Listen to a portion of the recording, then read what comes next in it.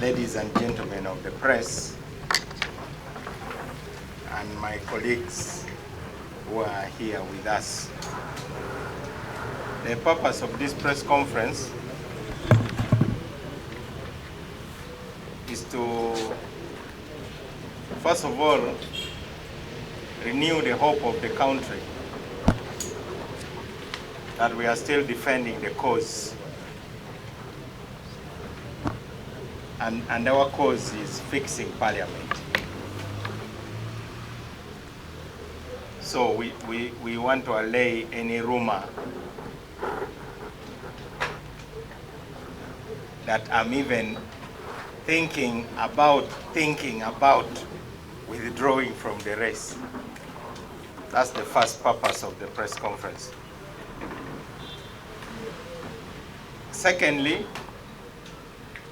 is to reassure the members of the DP that the contradictions among party leaders is not a big deal. Because I see some of you in the media,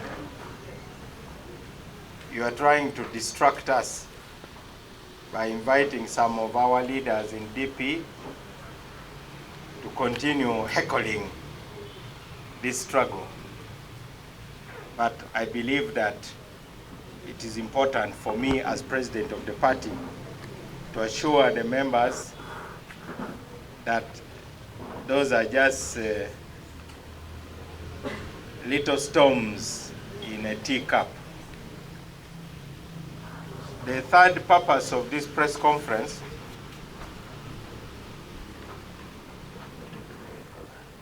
is to share something about the legal battle that I'm also involved in. You know, one day I said that I'm like the knife for peeling matoke and potatoes. It is always full of sap. The Baganda say, akambe kawase, akatagwa komasanda. My journey is supposed to be uphill. Mine is never easy. And I've learned to live with that. I'll never have a downhill journey. So I want to say something briefly about the court case. In particular, how we are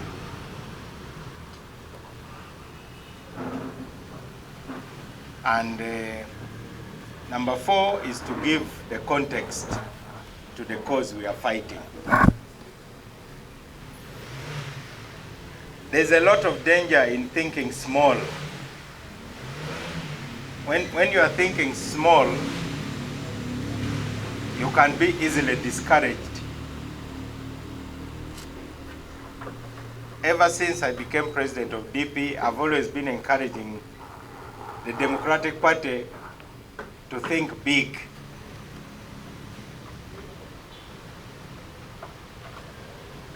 A political party has only one major purpose: to win the trust of the people in order to form the government. That is the purpose of the political party.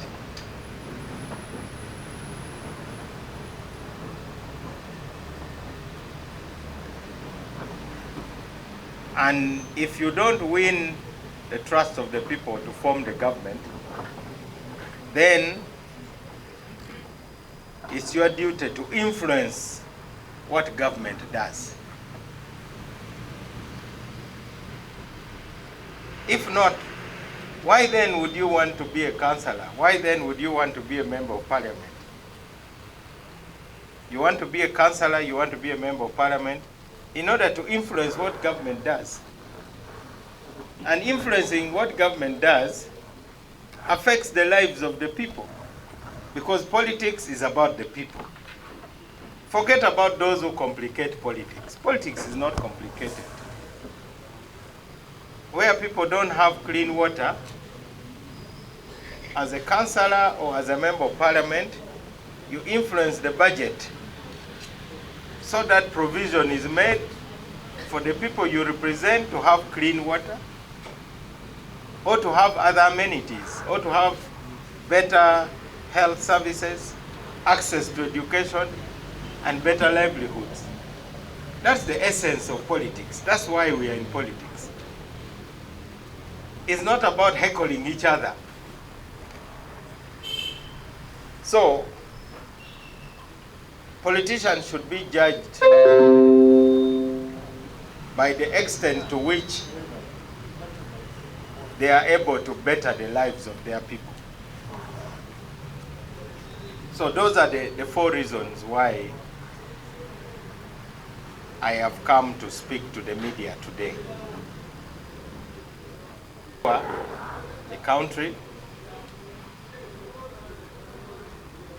that are moving full speed to the finishing line. No stopping, no reducing speed. Number 2, to reassure the members of the Democratic Party and the leaders not to be distracted by some of the contradictions in the party. Number 3, to talk about the legal case. And number 4, to give the context. That's why we are here. So I'll start with the context. Right now, it looks like decent people have no space in politics. People think that to be a politician, you must be a liar and you must be a thief. You must be somebody who wants to organize goons to beat up your opponents. You must steal public funds to bribe voters. And then you must be a liar. That's not true.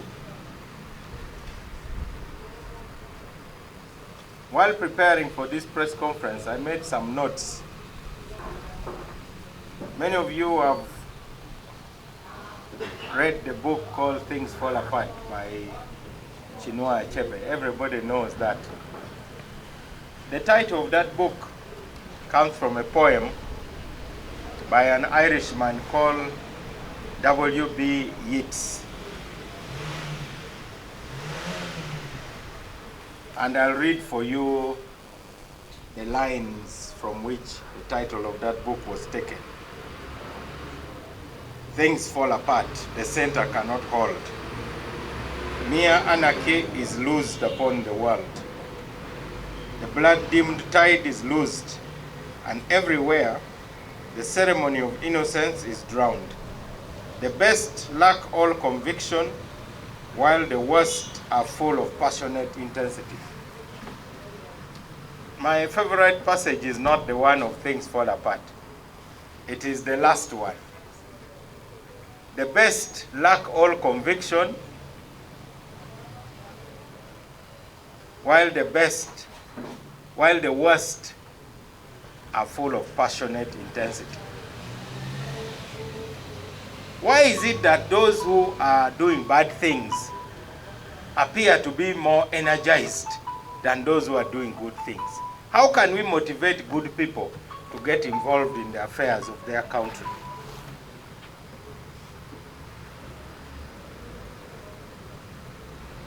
Everywhere, the people who are being celebrated are basically the thugs. You find even the voters glorifying the thugs. In their conversation, they say, don't play with that candidate. He can kill you, man. You know, that one is not a joke. He can even kill you. Then they say, that one has a lot of money. How can Mao even manage? Why are we glorifying the worst? Because we glorify them, that's what gives them energy. We should deny them the oxygen. And we should motivate the best. So my stepping forward has made me just to be a symbol. And that is why the majority of those who are in support of my candidature normally are not people who support me, by the way. They have been the people who have been criticizing me. But because I'm standing for something they believe in, that we should clean up that parliament, we should fix it, So I'm carrying their flag. So when I'm carrying a flag, you don't follow me, you follow the flag. Because even if I fall, somebody else must pick the flag and continue that fight. So that is the whole context of this struggle we are in. How did we reach this stage? It is important for us to understand how we got ourselves into this situation.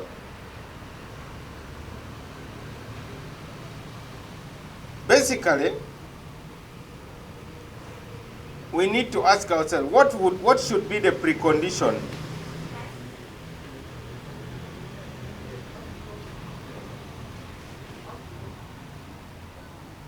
to establish a functional African state? A state which is based on the rule of law, based on a constitution which is respected,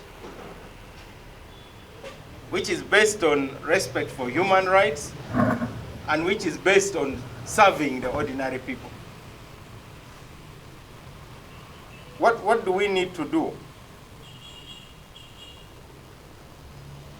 So as I deal with the issue of the context in which we are operating,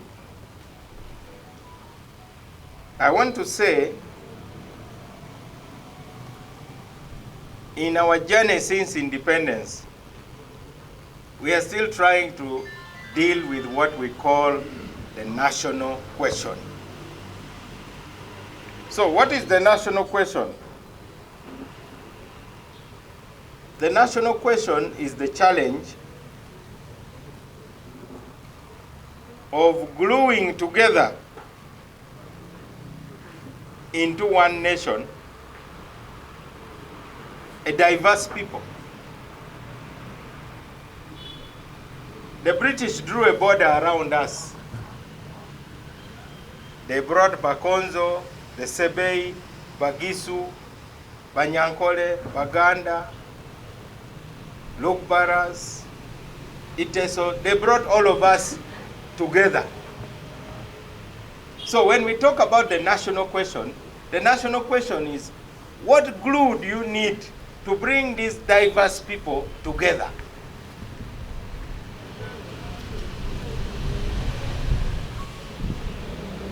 That is what we call the national question. And every country must deal with its national question. Some countries even go to war. Sudan could not resolve the national question. They had to separate. Ethiopia battled with it until Eritrea left. Somalia is now dealing with the problem of Somaliland. You recently heard that Somaliland declared independence, and some countries have decided to recognize them. In Nigeria, the Igbo people decided that they want independence. You remember Ojukwu. They created a state called Biafra to fight it out. In America, the North and the South fought against each other, killing each other massively. Soviet Union battled the national question. It split apart. Ukraine decided to go away. Georgia went away. So many, because it used to be called the USSR. United. It was the Union of Soviet Socialist Republics. It became unsustainable because they could not resolve what we call the national question, which is basically how to be together. Tanzania is still grappling with the Tanganyika-Zanzibar question. Here in Uganda, some of us at one point had even toyed with the idea of a Nile Republic.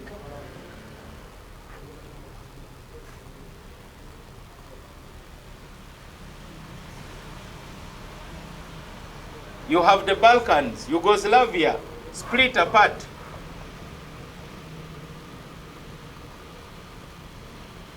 So, whatever we do in politics, let's not lose sight of what we call the national question. In other words, there must be something which is larger than our individual interests. Because we have different cultures, we have different languages. But here we are, we must find a formula to stay together. And I doubt whether the political parties in Uganda actually debate the national question. Most of them concentrate on how to defeat their opponents.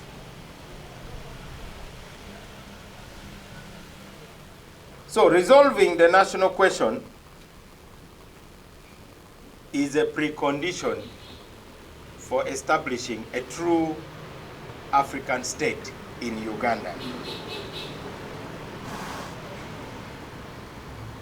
So as I discuss the context of our struggle, the number one question is the national question, which is very simple. Here we have grappled with it. In 1966, the Buganda Lukiko passed a resolution and said Dr. Bote should remove his government from the soil of Buganda. Why did that happen? Because we had not resolved the national question. They didn't have a sense of belonging. We have had situations where, after 1986, those of us who come from the north were being referred to as Anyanyas, basically as if we are from outer space. That is still a symptom of a failure to resolve the national question.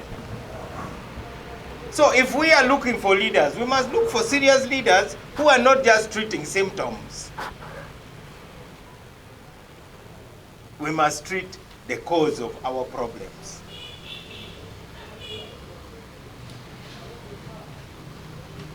The second thing, which remains a challenge which a serious leader should address, is the long shadow of colonialism. I'm speaking a language which is not mine. I'm speaking English. I'm not even dressed the way the typical Acholi used to dress before the white man arrived.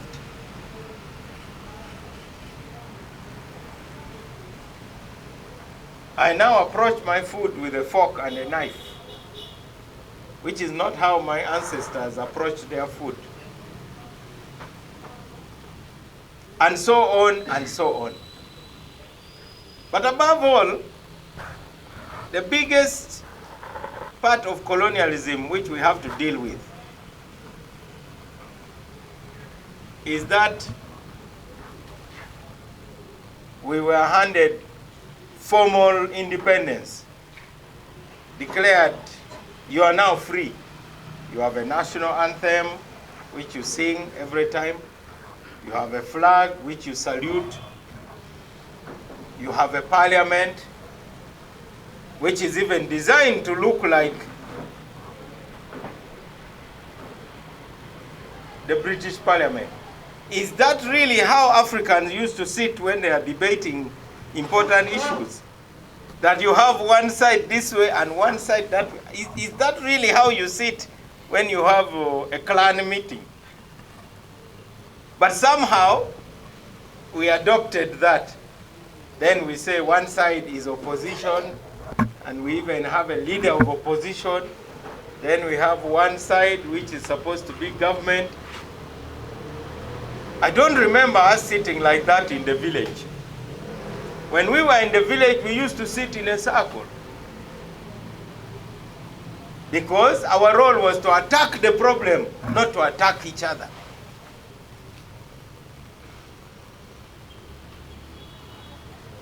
So apart from resolving the national question, which is finding the proper glue to weld us together, we have the challenge of decolonization.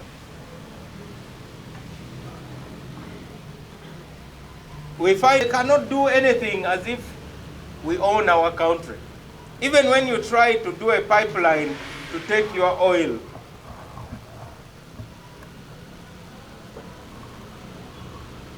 still you find some people coming to lecture you about what you are deciding to do. So,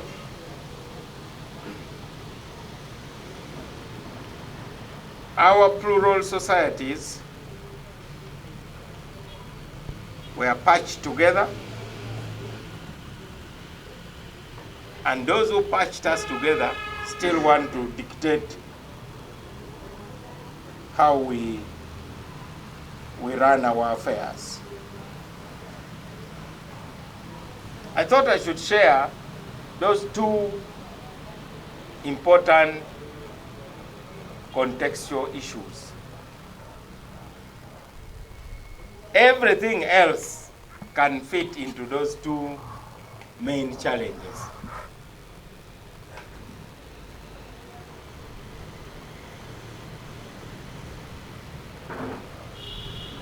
We are here, we think we have internet, but all our data is stored by companies that are foreign owned actually.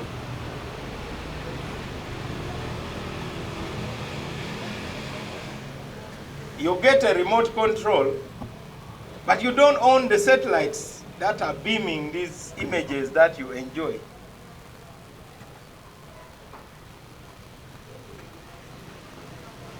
Soon we are even going to lose control over seeds.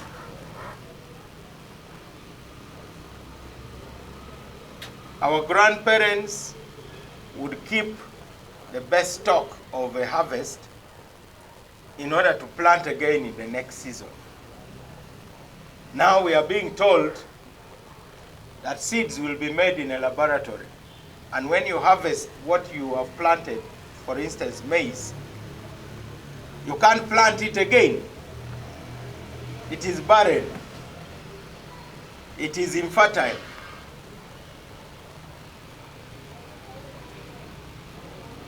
So when you are talking about leadership, you must first of all elect leaders who understand the problem. Because if you don't understand the problem, how can you even pretend that you want to solve it? And there are people who think there's no problem in the parliament the way it is.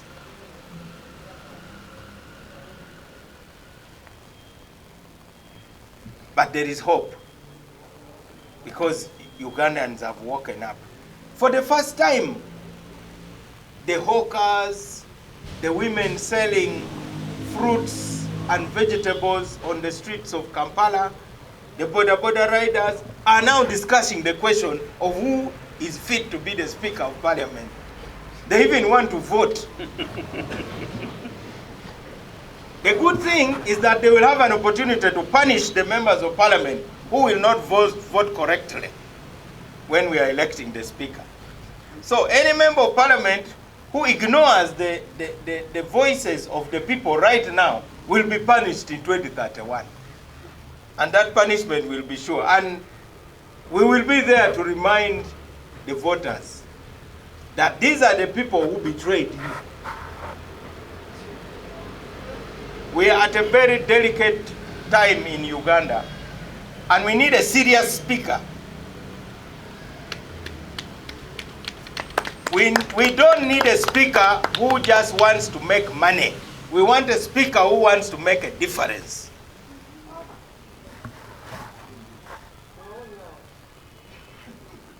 I repeat, we don't want a speaker who just wants to make money. We want a speaker who wants to make a difference. I've seen some people going around saying Mao joined the cabinet in order to improve his financial situation, that he was about to die of poverty. I grew up in poverty, it didn't kill me. When I was in the village, will it kill me when now I have Bachelor of Laws, Master of Arts, and a Master of Dispute Resolution, Diploma, Postgraduate in Legal Practice, Advocate for over 30 years? Will poverty kill me with all those qualifications? Yes, even that one. So, I think we should not reduce the debate about important questions to simple things. I was offered the job of minister in June 2021.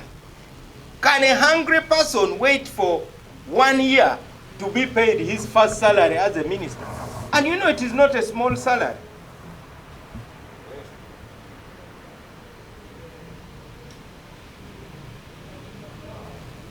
So I want to warn those who are talking like that.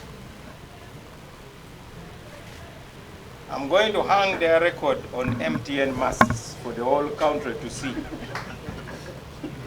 Because it seems anybody who is attacking me stupidly, I'm going to get their full record and hang it on Kololo Hill. I will hang their records on Summit View indeed, so that everybody can know who they really are.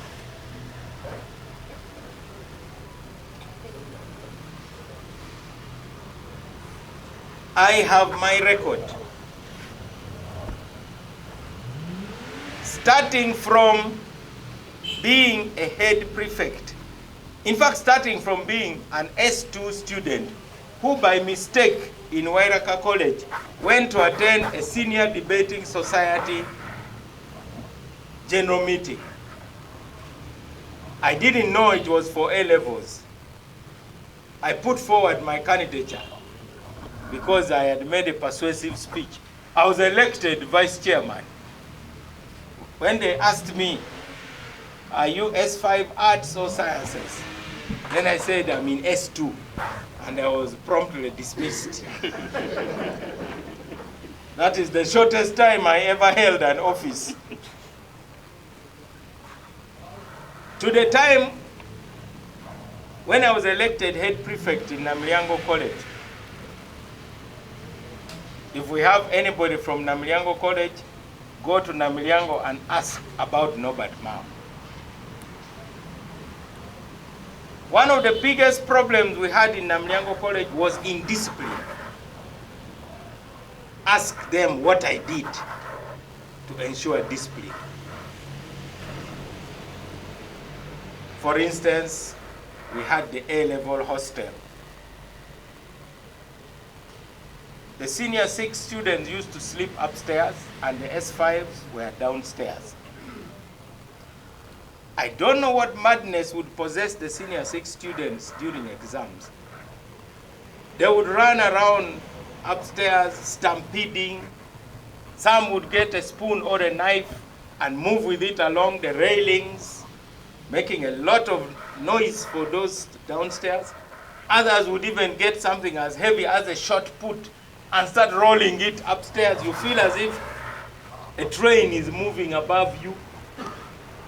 When I was elected head prefect, I decided that that must stop. So I called a general meeting of the A-level students and told them that with effect from the next term, now that I was head prefect, the S5s would be upstairs and S6 would be downstairs. And that was that. They didn't like it. That night they broke my window and poured water from the toilet on my blanket. And then I was convinced I'd done the right thing. Sometimes when you are attacked, that means you are doing the right thing.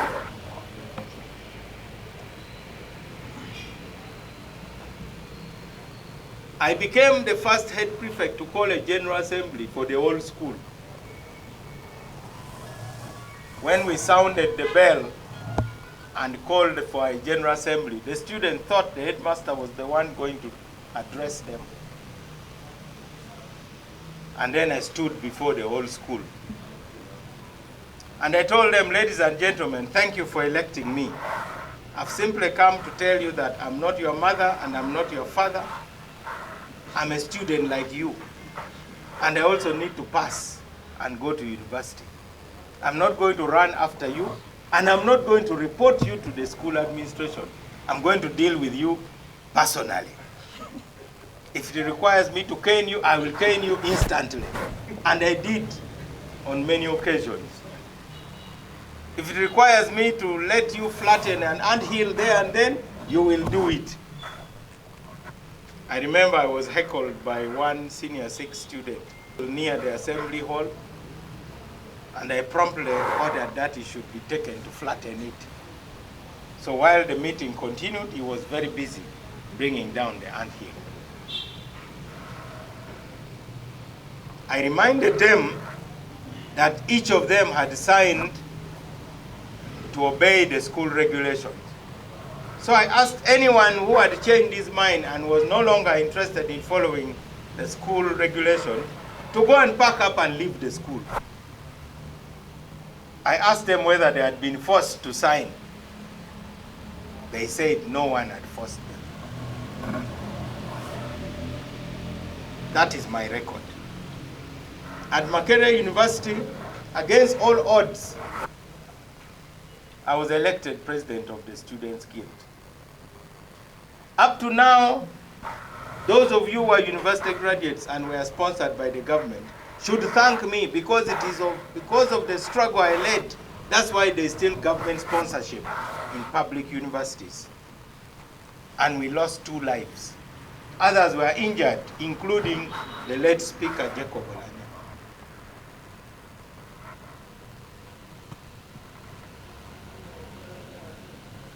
We took a stand. But we were not extremists.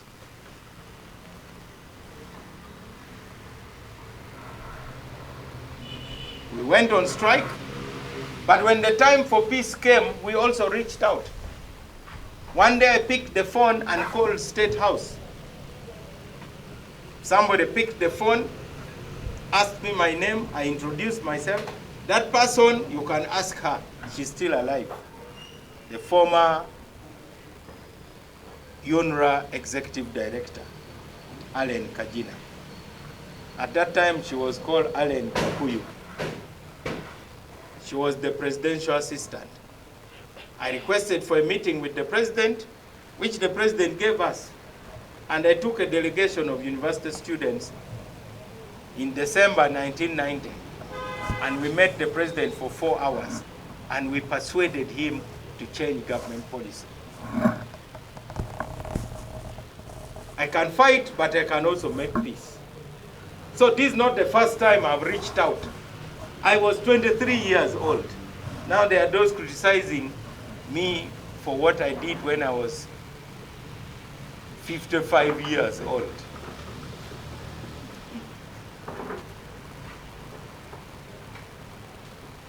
After university, I applied for a job to be a state attorney in the Ministry of Justice. I was denied the job because the interview panel thought my record was not so good, that probably by leading strikes I would not make a good public servant. You know the attitude of those who interview people for government jobs.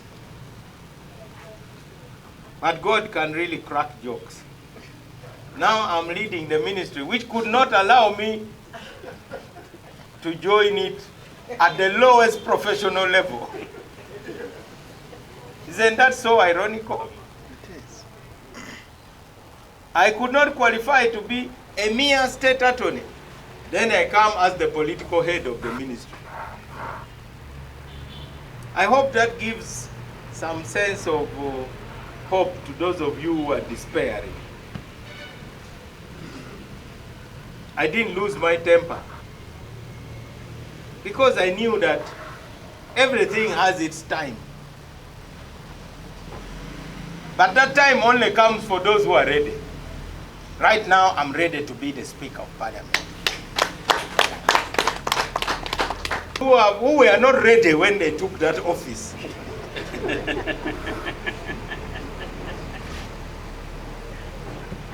Now they are doing what is called okwekasa. Because if you are not ready for something, you have to keep justifying every mistake. And you can even see by the kind of decisions made from the chair. I don't have to go into details because I'll appear to be too critical. That seat does not just need a lawyer, it needs somebody who is an advocate. A lawyer is somebody who has studied law. An advocate is somebody who knows how to apply the law. That's the difference. I also understand the Bible, I understand scripture, but I'm not a priest. Because I don't have that ordination. An advocate is someone who is ordained to practice the law. In other words, you know how to apply it.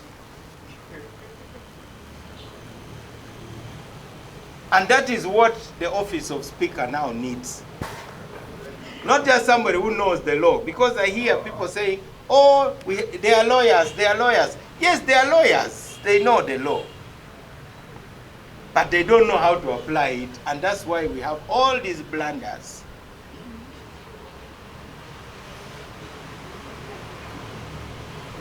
So that is a major, major problem we have to deal with. So that is about context. And my record to prove that I know how to tackle real problems. I went to serve in Gulu at a time when nobody wanted to serve in Gulu. The Uganda Law Society opened a legal aid project. Nobody wanted to go to Gulu because there was a war. By about 5 p.m., people are running, looking for where to hide. But that's where Norbert Mao was heading. I went and opened the first ever Uganda Law Society Legal Aid Project Office for Northern Uganda. I was the advocate, I was the sweeper, I was the messenger, I was the secretary. I established that office. It is still there up to today. I was a lawyer for the poor, the widows and orphans. I laid that foundation. And it is on that basis that I believe I won the trust of the people and got elected as a member of parliament. I was just about to turn 29. That contest pitted me against a member of the cabinet, a minister.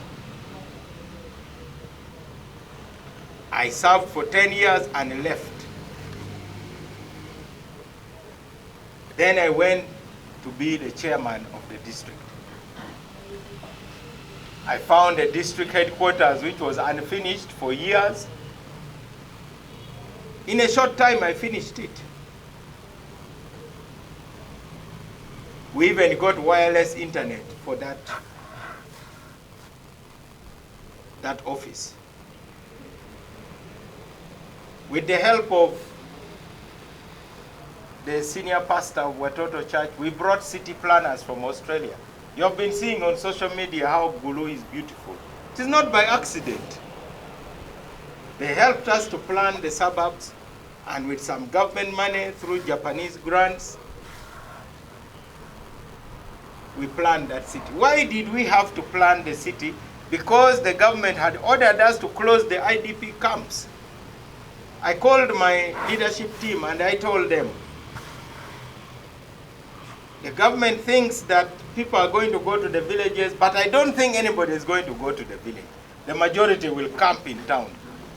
And we are going to end up with slums, and that will be a disaster if we intend to be a city in future. So to avoid slums, we needed to plan better. The 11 city planners from Australia helped us somehow to plan the suburbs. And then we started protecting wetlands. I remember I had a big collision with the lady who owns Nakumat. She wanted to build in a wetland. And as usual in Uganda, you know, people come to give you advice. Please don't disturb that one. She's very close to the president. She's close to General Ronda. She's close to General who. And I said, well, I'm a lawyer. Laws are not suggestions. When there's a law, I know I have to obey it. So, I politely told her, Madam, you have to stop what you are doing. If you want to build on a wetland, number one, you must comply with the laws of environment. She left. It was not personal. That's why afterwards, when we needed an investor to build a sugar factory in Atiak, I went to the same person and told her, you know what? Let's have another conversation now. We need an investor. And she came back. So these fights we are on are not personal fights. I have nothing personal against any of the people that I'm criticizing.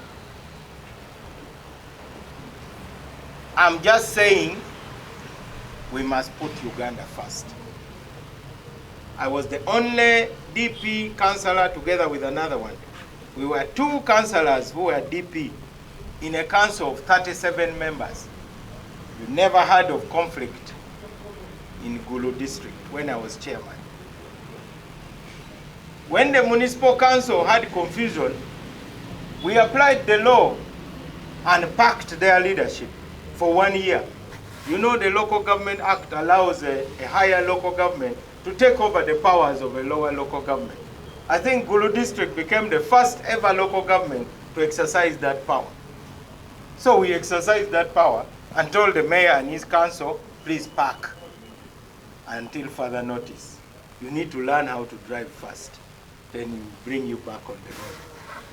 So we sent people to manage the affairs of the municipal council for 1 year.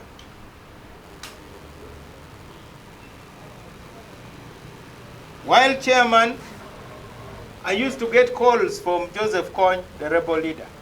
Some of you remember that I was even a suspect of being a rebel. But I wasn't the one calling him, he was the one calling me. And each time he would call me, I would go and brief the president. I would call the switchboard because I knew they were listening to my phone anyway. Yes. At one point, they suspected that I was a rebel. The military intelligence to trail me. I was doing some work at the Sheraton Business Center. When I went to the bathroom to ease myself, I found my flash disk missing. They got the contents and leaked it to the red paper.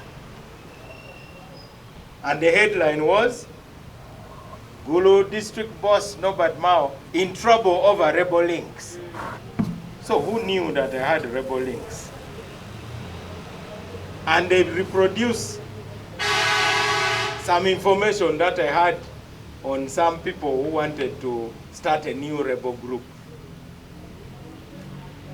But the head of the military intelligence was my classmate, so I called him, General Mukira. He just laughed and he gave me an appointment. When I went to his office, he opened his drawer and gave me back my flash disk.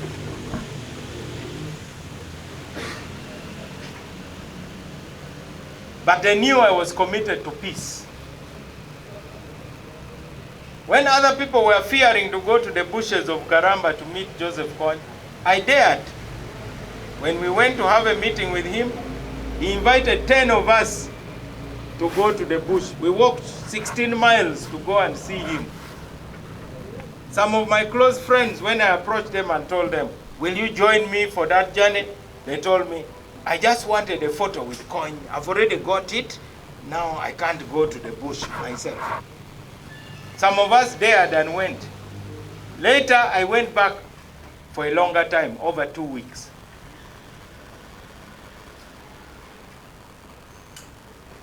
And then I jumped into the battle so that our generation, born in the 60s and 70s, could take charge of the Democratic Party. I became a member of DP in 1989.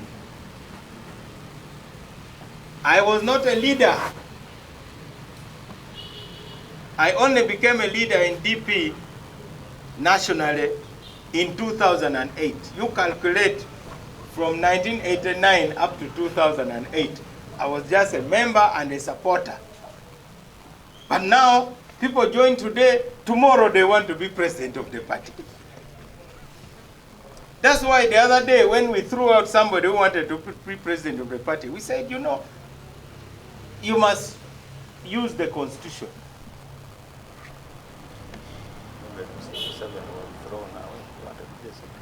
So we do believe very strongly that a person's track record matters. I've shared with you my track record because I see a lot of people who don't know me trying to talk about Norbert Mao. But you don't know me.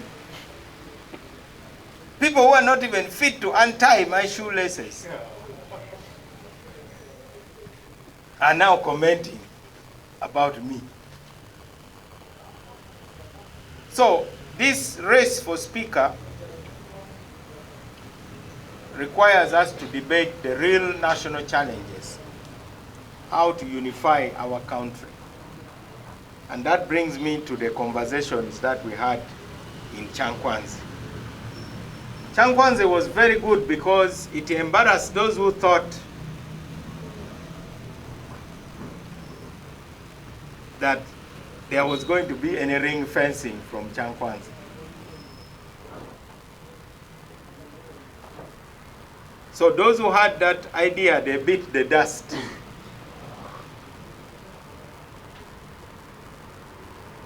They thought there would be a ring fence. True, I'm not a member of the National Resistance Movement, but I challenge the National Resistance Movement that out of your millions and millions of members, you can't find somebody better than somebody who has messed up Parliament. Are you so poor? It doesn't have to be me. But I also told them that now that we have this cooperation agreement, which under Article 7 allows us to introduce new areas of cooperation. And we are proposing that the speakership becomes a new area of cooperation. We are actually acting within the cooperation agreement. That is to be discussed. It requires agreement. If our partners don't agree, that's okay. But you cannot say, I'm not even going to discuss it. Instead, you find people saying, stay in the compound, don't enter the bedroom. The last time, the Prime Minister was in Chotera, and she said that NRM had married DP. Which marriage remains in the compound?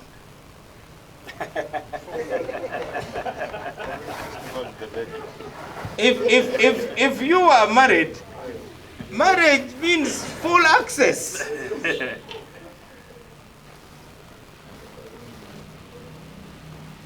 They were proudly saying, Ababa DP twaba wasa sibe bagamba. Kati wembanga muli mbufumbo. Ebyobufumbo bigwera mu lujja oba bigenda ne mu kisenge. Ebyobufumbo bigenda buli wamu. Toyinza gamba nti tuli bafumbo naye tujja kusigala mu lujja. Obwo tebuba bufumbo.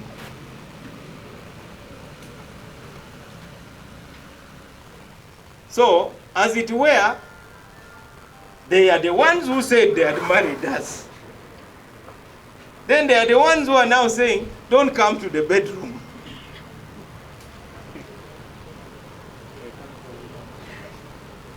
I think that is a bit problematic. So Chankwanzi worked because members of NRM put a lot of pressure on their party not to ring fence the position of speaker. It has freed the members of parliament to vote for a speaker for the 12th parliament. The only thing that the members of NRM need is freedom to vote for a speaker who is qualified and suitable for the 12th parliament, which is going to be the parliament to deal with serious challenges, including transition.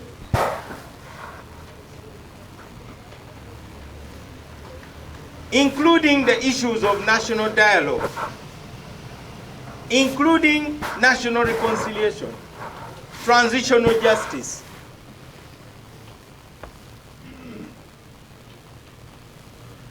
So we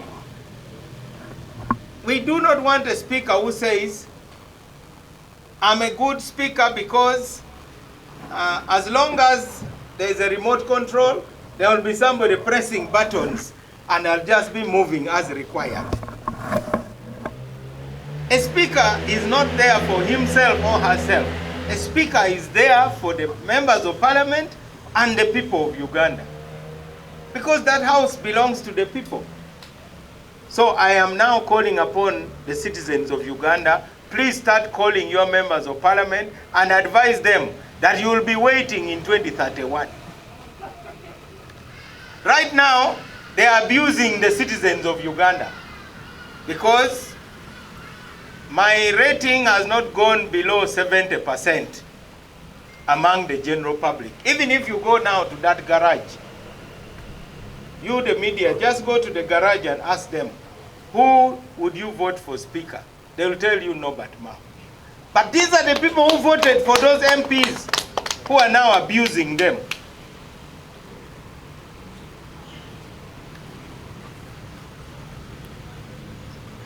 The Baganda say, omukadde akwatira ku mmere ye. That will be in 2031. For now, they have forgotten who sent them to parliament. So every new member of parliament, every member of the 12th parliament should ask one question. What do my voters want? Lastly, the most important thing that came out of Chankwanze is that finally the president has repeated that adui number one is corruption. So, if you have someone who has been identified with corruption, it only means that that person will attract also the corrupt. The president went further by even calling out Honorable Sise Namuju, who is one of the top campaigners of the incumbent speaker, and asked her, how many days did you spend in prison? And said, you know, this one I arrested her. But now she's my friend because she has given me information about other thieves who I'm now going to tackle.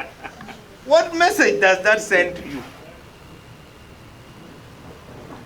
So if you say you are fighting malaria, can you be a friend to mosquitoes? Also, if there is somebody with a stench of corruption, you know, a stench will attract flies. And if you, however much you spray the flies, the only way to get rid of them is to remove the stench and throw it away. The flies will follow it wherever it will go. This is what I witnessed in Chankwanze, and I repeat, this is really not so much about me. That's why I'm rather relaxed, because I'm not very desperate. There are those who are saying that Mao is using this to bargain for a bigger position. Being a minister is a very big position. But also, a minister serves the president. I don't do my job. I do the president's job as a minister. As a matter of fact, on the 12th, we are handing over to the permanent secretary. All ministers are handing over to the permanent secretary. And then you wait for the president to form his government, because he's the one who has executive power. So why do people talk as if they must die in a particular position?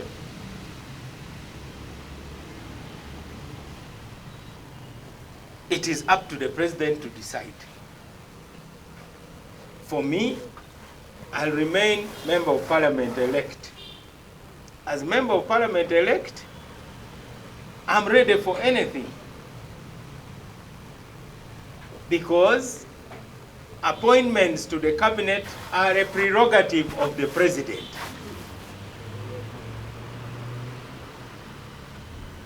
He is the one to decide who he wants to assign what position.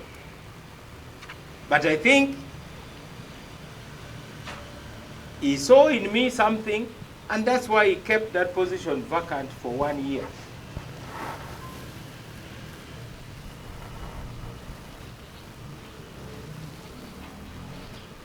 Let me end on the context there. Briefly, the question of the Democratic Party contradictions. Many people are disturbed that the Vice President of the party is critical of my candidature and that the Secretary General is an active campaigner of the incumbent speaker. That doesn't bother me one bit. So I want to tell the members of the Democratic Party, this is something which has a timeline. The question is, what is the principle at stake? Some people think I should be annoyed. I'm not annoyed. I would not be where I am if I were to be easily annoyed. A president of a party has a lot of power. But you must also exercise that power with restraint.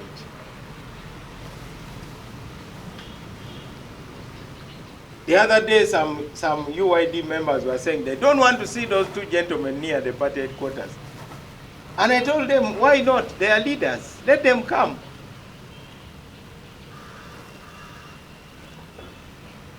So I want to appeal for restraint on the part of members who are disappointed. For me, I'm always very, very loyal to any DP who expresses an ambition. In 2021, one of our members, Honorable Sebamala, declared that he was going to contest for Speaker. I even convened a press conference to support his candidature. Unfortunately, he withdrew.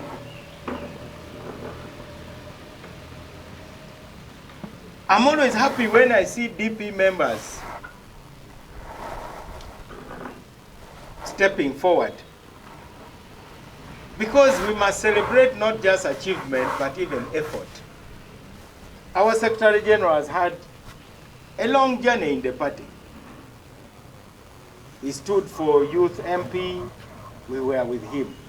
He stood in Palisa, we were with him. He stood in Mbale municipality, we were with him. He stood in for Iyala. Within the party, the contest was very hot. He won by 2 votes. And I was there fighting for him. Now, the Bible says, do unto others as you have them do unto you. So, for me, I don't do unto you as you do unto me. I do as Jesus directs me. I must do good. The campaign for the flag of Iyala was hot. Even for the vice president, it was not easy. There were people who even tried to sabotage the election in parliament. So there are many party members who are very disappointed with them because they see that I don't deserve that treatment from people I've stood with. But I'm asking you, leave God to be the one to balance the books. By the way, God balances books. I've seen it in my own life. So don't make it a big deal. But I also know that they must be under a lot of pressure. Right now I see a group of young people calling themselves DP at heart. Suddenly they have a lot of money. So I think they have also managed to access. They have become a kind of Luseke team also. I think they have put their Luseke somewhere. Unfortunately, I wish they knew that Luseke eventually dries up. So I see them running around at DP at heart, DP at heart. Do they even know what DP values are? Why are they not talking to the DP members?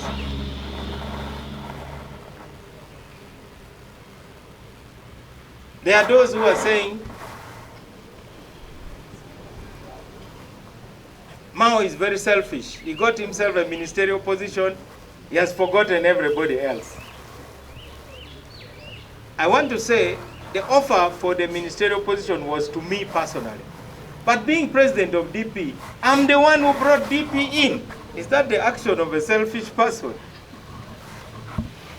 I came to ask my DP family, and I said, I think this is good for us.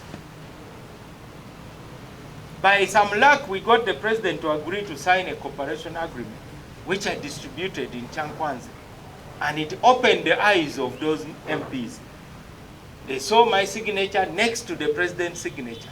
Someone who has never signed any agreement with a civilian. So the agreement has its own life. Remove Mao from it even. The agreement is talking about a peaceful transition, national reconciliation, national dialogue, constitutional reforms. Even if I drop dead today, will those issues die with me?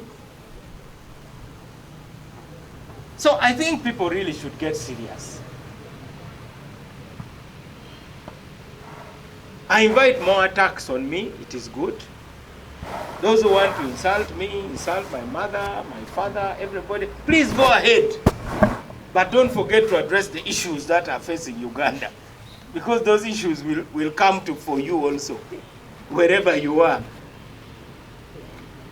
If you don't handle them well, those issues will come for you. So I want to urge the DP members to understand. This is normal in political parties. Others are saying this is betrayal. I will not use the word betrayal. I just say I'm a student of human nature and I know how people get motivated. In the case of the vice president in 2020, one day I woke up and he had made a big banner of himself with Bobby Wine in Masaka City. And he told me that that is how he will win the parliamentary seat. So I told him, good luck. Please go ahead. We shall see. If you think it will work. Unfortunately, it didn't work. Because when Bobby Wine went there, Bobby Wine attacked him so badly. So what did it benefit? Then this time, he at first was not in favor of the cooperation agreement. He attacked it and said we should pull out of it. Then when we were selecting parliamentary candidates, he then announced that because he's a kind of Attorney General of the Banyarwanda community, now he is going in a place which has a large Banyarwanda community, Buwekula, and that he believes he will now win, and in fact the cooperation agreement will help him win. So I said, please go ahead. I'm fully behind you. I'd even planned to go and campaign for him. Unfortunately, I also had my own problems in Gulu, so I didn't go. And he had some good campaign. Unfortunately, when the results came, he was the last.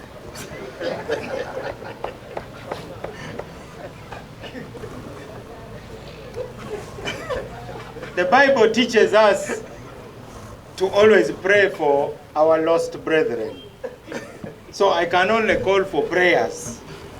DP members, please pray. But also the young people, learn.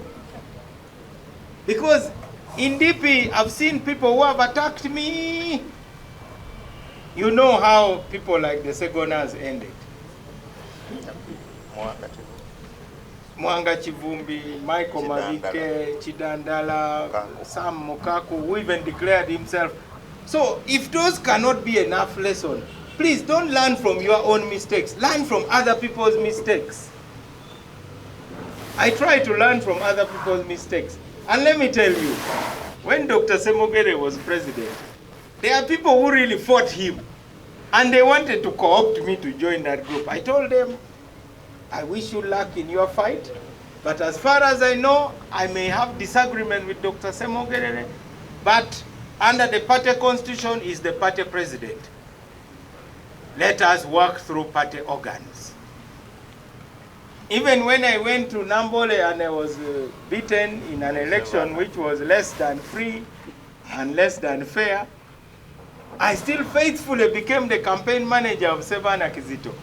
When those who helped defeat me, who pretended that they were Sevana Kizito, namely Lulu Mebaiga, Betty Namboze, and others, they abandoned Sevana Kizito and went with Dr. Besigye. So, in life, you have those they call fair weather friends. When the sun is shining, they are your friends. When it starts raining, they don't want to know your condition. I have been through that. But you saw what happened in Busiro East. You have seen what has happened in Butambala. In Mukono, this lady survived, but all her feathers are flying in the air. They really, really scratched her. They plucked her feathers. So, start a fight which is backed by some cause which is genuine. Now, in this case, what is the genuine cause? That a DP member finds that the incumbent speaker is better than his president. And yet his president is fighting corruption in parliament. Now you want to support the flag bearer of corruption.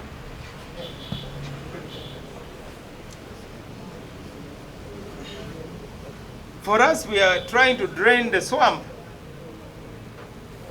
So, I appeal to the DP members, don't cry for me, because I get calls. I get calls from DP members, Mr. President, why are your comrades behaving like that? Why are they going all over the media and attacking you? Why? You are the person who has been solidly with them.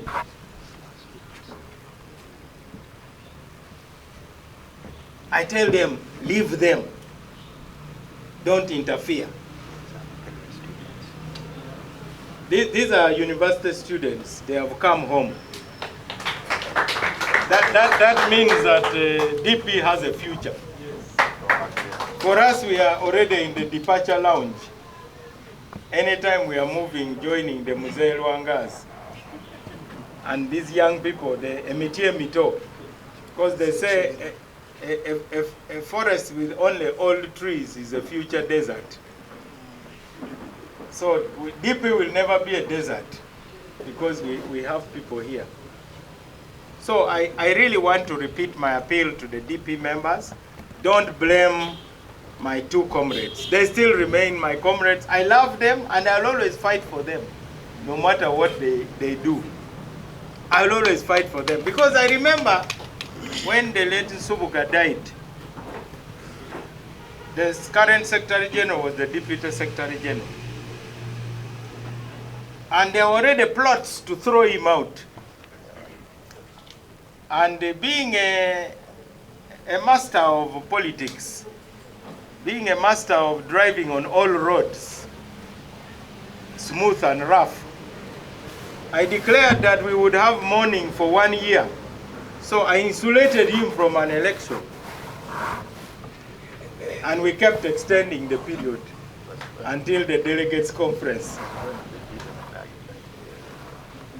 Because I believe in defending the weak.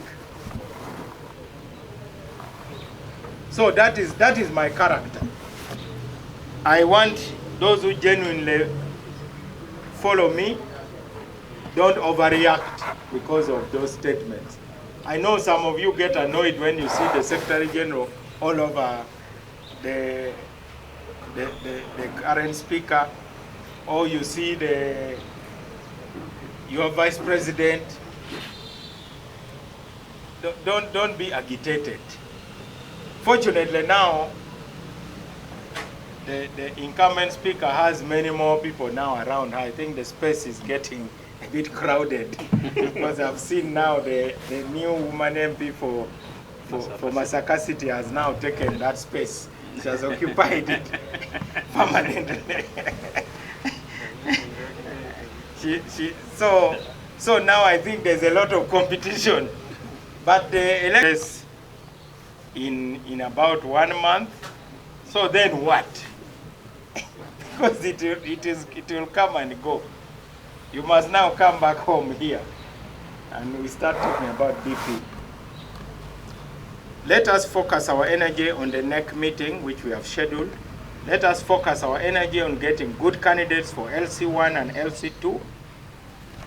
And let us continue building new young leaders of the party. Now, thirdly is the legal challenge. When that legal challenge came, I was not surprised because I had heard the situation.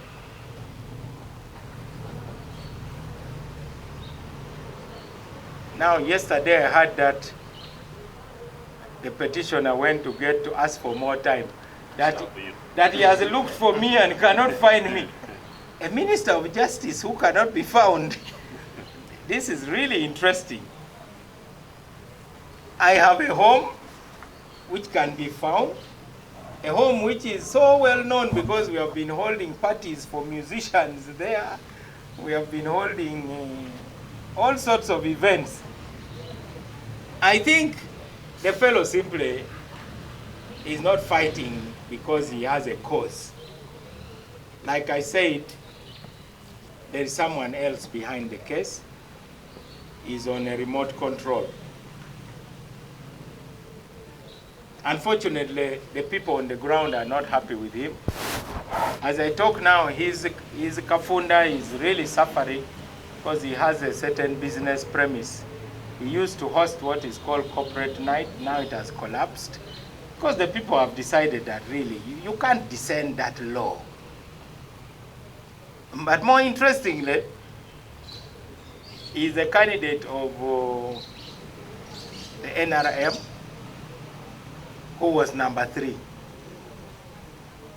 As a lawyer and Minister of Justice, I cannot comment on a case which is in court, but I was a bit surprised. I found that he has not even served the Electoral Commission. The Electoral Commission has a registry where everybody who has filed a case against it can go and serve it. So, is that case really about the election or it is about something else? I heard a rumor that some people think that if you have a case against you, you should not be allowed to contest for speaker. Now that's not the law. Otherwise Nalukola wouldn't have remained in parliament up to the end because he lost his case even. So a person who has not even served the Electoral Commission now claims he cannot find me. Also, he knew that I was in Chankwanzi. The whole world knew that I was in Chankwanzi. So why did he come to Chankwanzi to serve me? Because for sure, those at the gate would have allowed him. So I think this case is not about the election in Gulu City. This case is about something else. It is about this kind of politics. But I want to assure you that I've engaged lawyers. And today, I want to announce the creation of a Norbert Mao Legal Defense Fund. And I'm appealing for support to fight this case, because these are people who think they can bribe anybody, including judges. So we are also going to have to raise funds to fight back. Because in any war, you need guns and ammunition. You need some kind of weapon. Even David had to have his sling and the 5 stones. He needed only one, but at least he had 5. So I am launching a legal defense fund to support my fight in court. Because this fight is not mine, it is for Ugandans. Because I'm being fought because I've challenged the bastion of corruption. Because I have attacked the bastion of thievery. That's why if I had not declared that I'm contesting for speaker, there wouldn't have been a petition. Because there is no basis for a petition. We know how we won. We won because we campaigned hard, we had a better message, and I'm not a new person in that area.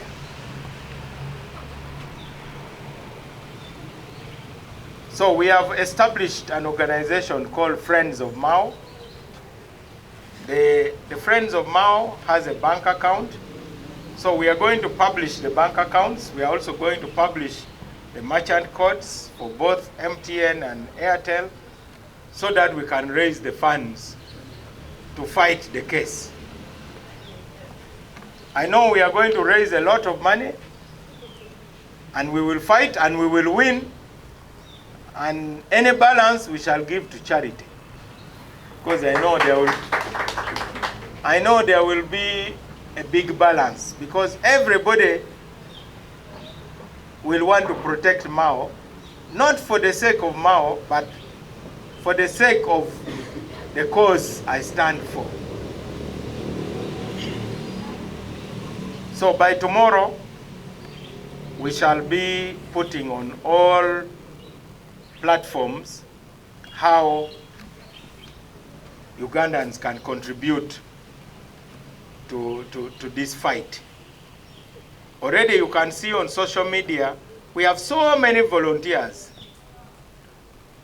While others are spending a lot of money, I have volunteers who are fighting for me, because they know they are fighting for themselves. This is the chance of Ugandans to take charge of the parliament, so that the parliament can be an instrument for uniting Uganda.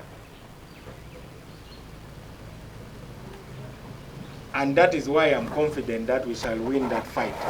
We were disappointed, of course, that the court allowed him that application that he made.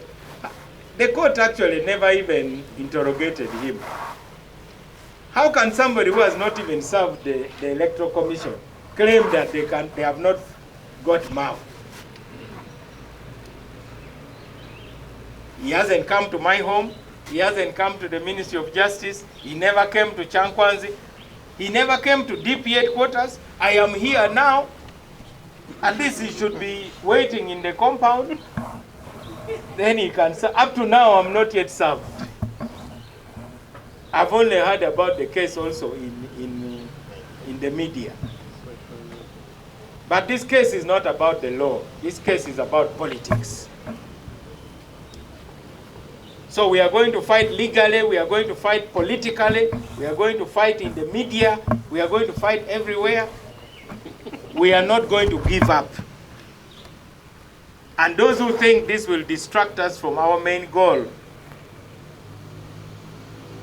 of taking charge of parliament in order to fight corruption, we shall be there. Because of our struggle, you have heard even the leader of opposition finally has found his voice. You heard him talking about abuse of public resources.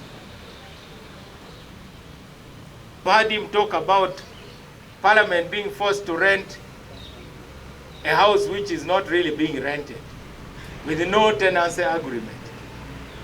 You have heard him talk about vehicles of parliament which are being abused. You have heard about how committees don't have money. Now the committees of parliament have to beg those they are investigating to facilitate them. Imagine if the police are investigating me, and then I'm the one giving the police transport. Please come and investigate me. What sort of investigation is that? So parliamentary committees have been reduced to beggars. Now you must kneel before the speaker. I'm not going to be a speaker before whom you must kneel. Parliament must get back its dignity and voice. I don't want members of parliament to be reduced to that level. Those are the issues I've heard from the leader of opposition. When I was in parliament, we established a very strong budget office. That budget office has been dismantled. It doesn't exist. We had very strong research system. Now members of parliament are not supported as they should.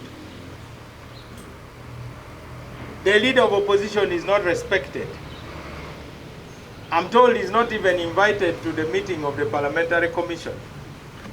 I'm told the parliamentary commission passed a resolution that the speaker and deputy are not subject to rules of accountability because of the sensitivity of their offices. So basically,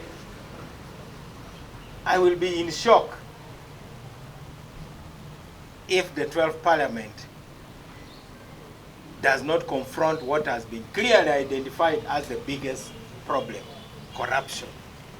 So those who are saying there's a Mao factor in the race for speaker are wrong. There's no Mao factor, there's just a corruption factor. Forget about Mao and focus your energies on corruption. There's no Mao factor, it is a corruption factor. Let me close this this press conference by extending my sympathies to the families of 3 people who we lost. There are those that are members of the DP family. Many of you remember Joe Nam. Joe Nam was our candidate.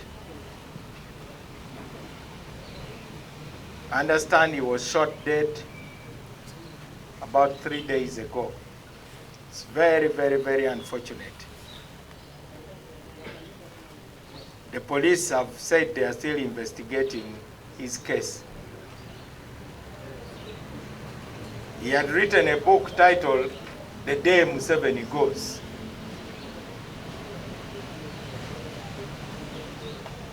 The second person is Professor J.C. Sekamwa. Professor Sekamwa was a leading educationist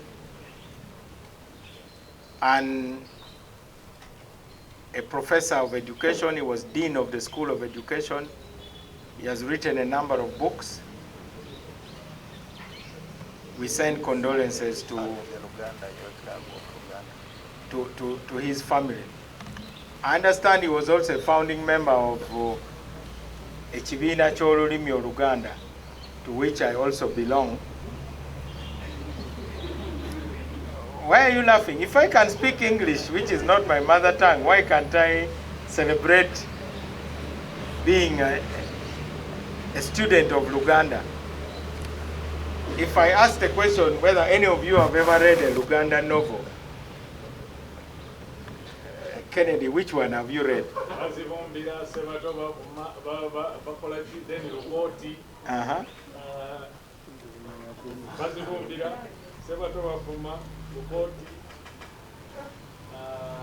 And others.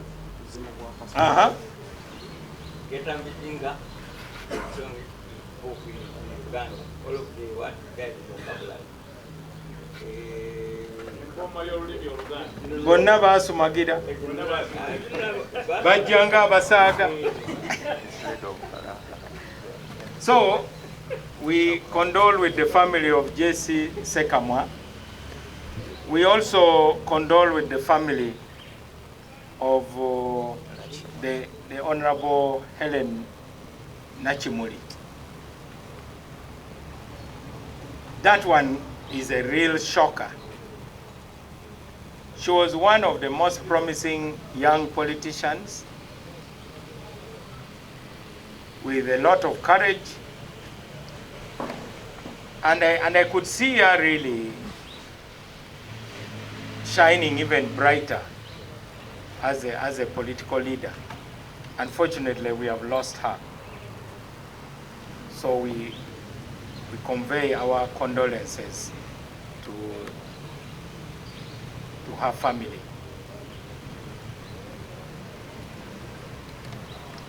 I want to thank, I was expecting the national chairman to be here. I want to thank my colleagues. I want to thank the Uganda Young Democrats. I understand we put up a good fight in Makerere. I see our young man here. The Baganda say, "Enume kurabigo."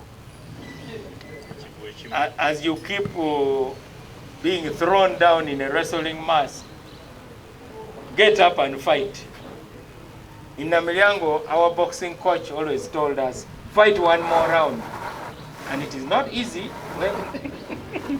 when you have just received enough blows. But you must always fight one more round. And our rugby coach always told us, hold on to the ball. Sometimes somebody brings their head and really hits your ribs, and you feel like the bones are caving in. But the coach says, don't let go of the ball. So we pass to you the same lesson. I see myself in you young people. Your times are better. You now have technology. In our days, there were no borders. We had to walk. And no mobile phones. But it taught us to keep time. So, for instance, if you have an appointment with your girlfriend, you must really keep time.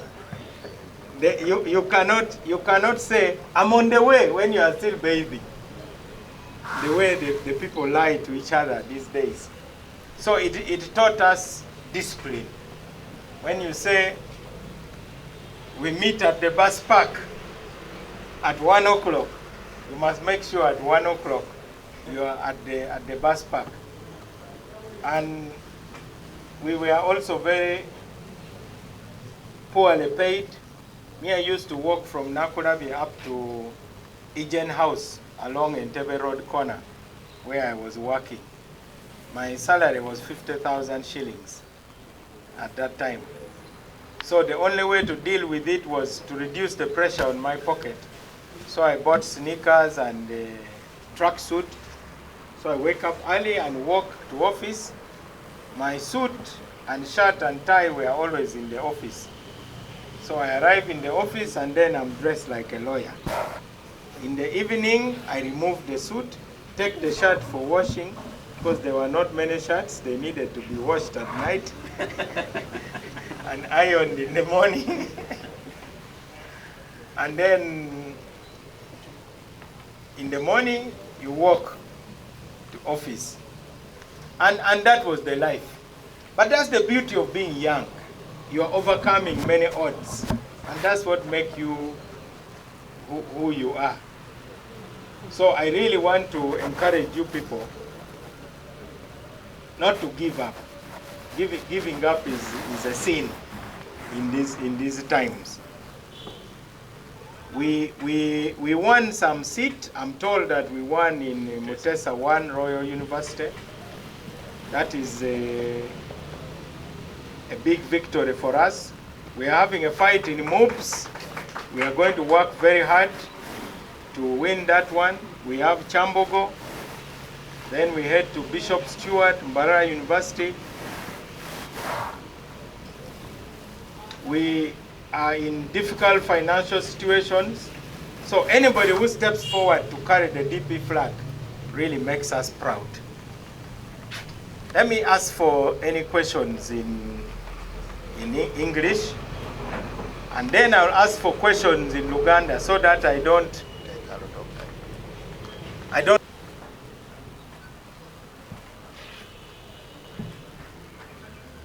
I'm going to make sure that I read it for you. So this is Article 7 of the Cooperation Agreement. It says,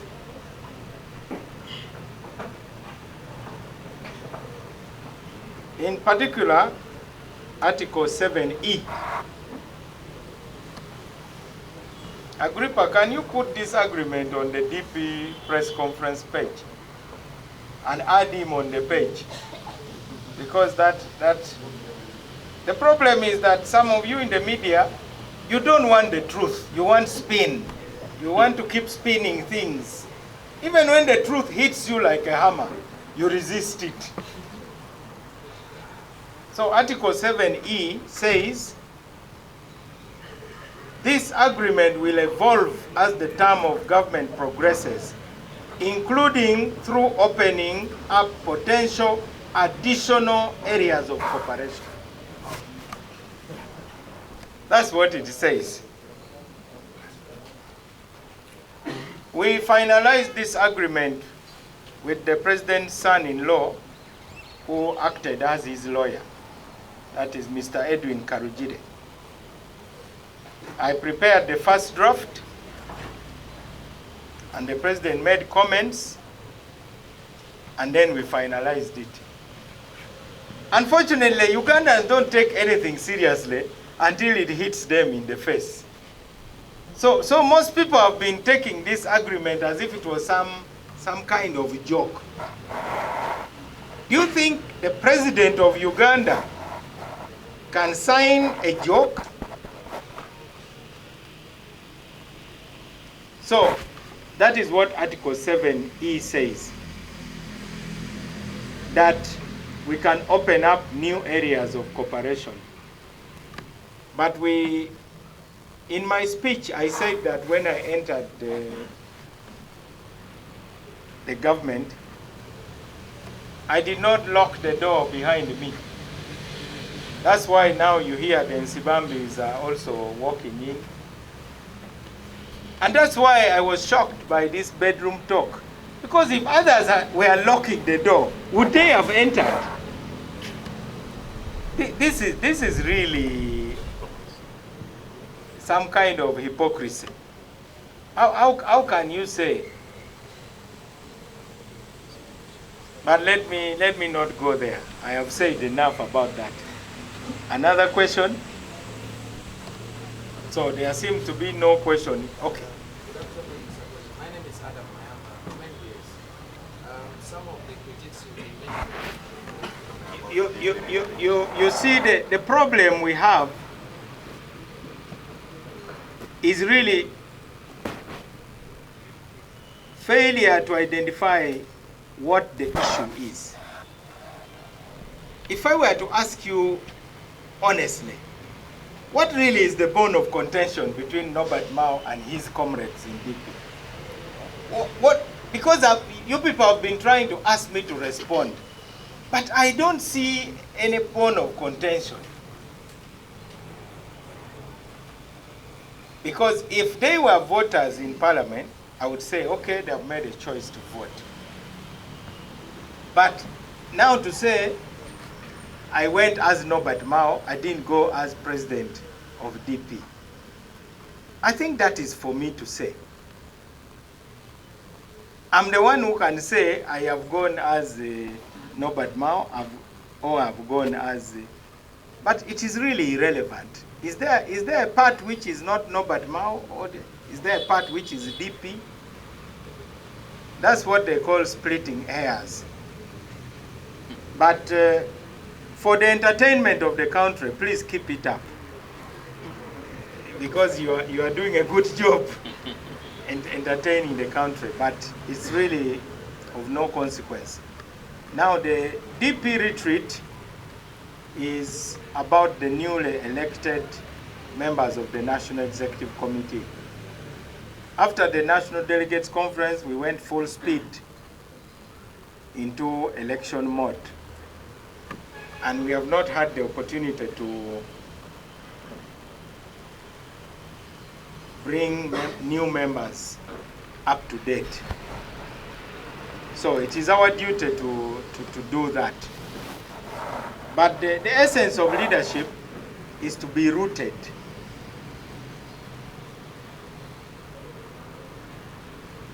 Instead of spending time on talk shows, leaders should go on the ground and be trusted by real people.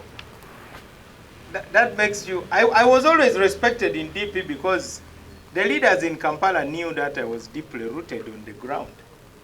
Because if anybody starts fighting me here, I say, you come to Gulu. You must be strong where you come from. It is really not helpful to look nice on talk shows and so on. At the end of the day, it doesn't have any real meaning. I can stand here confidently because none of you can follow me to Gulu to go into political combat with me. Nobody. You can't. But if you are all over the city here, swelling in the city, but where are your roots? Even, because a tree cannot just have good leaves. A tree must also have what? Roots. That's what I encourage the leaders to be. Because when you are strong where you come from. In 2010, against all odds, we decided to reject the IPC, which was led by Dr. Besigye. We were attacked and criticized, but we managed to increase the number of members of parliament from 6 to 15 in that election. And I was able, in fact, I became one of the candidates who was able to win against President Museveni in 3 districts where I come from. You know, like the Taliban, you can fight them in Kabul, but you can't follow them to Kandahar. Because once they go to Kandahar, you have to be very careful. They'll finish you there. And you know, they chased away Russia, they chased away America, they chased the European NATO troops. So how strong are you? Where is your Kandahar? You, who is talking a lot on TV and radio and so on. Where is your base? When you must now run and take cover, where are you going? I think as a politician, that is the fundamental question. It is also like in life, what are your real skills? Me, I know my skills. I know an area of life where I can fight with the best of the best. And that's what everybody should pursue. So let us avoid popcorn politics. Because what you are talking about really is popcorn. You know, popcorn is served at the beginning of a wedding. Just so that people can be busy chewing something with very low food value even. So if you eat too much popcorn, when the real thing comes, you will be full, and then you will miss it. That's what I would advise the Senior Kamara. So that is about our retreat. Now, there was a question, did I get what I wanted in Chankwanzi? I expected to speak to the new MPs about the role of the opposition in Parliament. You know the list. Honorable Kasule Lumumba, Andrew Mwenda, and myself, we were deleted. We never had a chance to talk, but on the last day, the one who was deleting us was also deleted from the list of speakers. So, to a certain extent, the books were balanced. It was a bit of a draw because she had been announced as somebody who would also speak. But then when the president arrived, the program changed and they said the Secretary General of NRM would invite the Vice President who would invite the President, full stop. And I glanced out of the corner of my eye to see how things were. So I saw it and I said, well, Katonda jali teyebase ate talyanguzi. You can't buy kits from God, you know. So I was disappointed to that extent. I'd really prepared a nice paper. I think now I may have to present it on TikTok. So I'll call somebody with a good camera, then I have to deliver the lecture. Because I think it is good for the NRM majority in Parliament to know that the opposition are not enemies of the government. Because the opposition is supposed to criticize the government and eventually replace it if the people agree. That's what the opposition is. It is only the opposition of Uganda that takes pride in being in opposition permanently. I see always they say, Fengabo opposition. They even take pride. Oh, you see what opposition? Surely. I am really amused by some Ugandan politicians. I don't want to be in opposition. The reason I'm in opposition is because I don't have the numbers. So I must continue getting the numbers so that I become the government, so that the other guys can go in opposition. But now here, you have the opposition who takes so much pride that they are in opposition. Yet it is something negative, really. I detest that kind of attitude. So, but what objectives was I able to achieve? Number one, I had a chance to show my true self to the new members of Parliament. I think most of them had been misled that I was an intruder. But they saw that I was invited on the instruction of the chairman of the party. There are some of you who are trying to water down the invitation on social media, that everybody has been invited, even the opposition. Where are their letters? You see, there are those who are invited by card, then there are those who are invited as abokuchalo.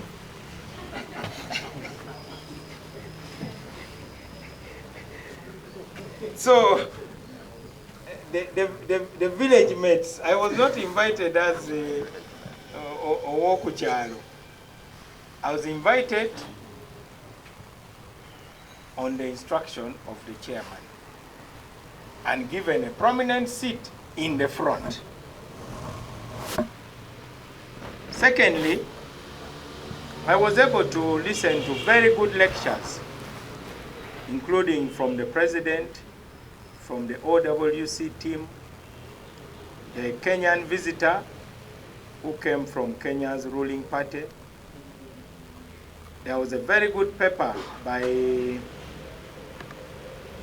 General Sabit Muzei on security.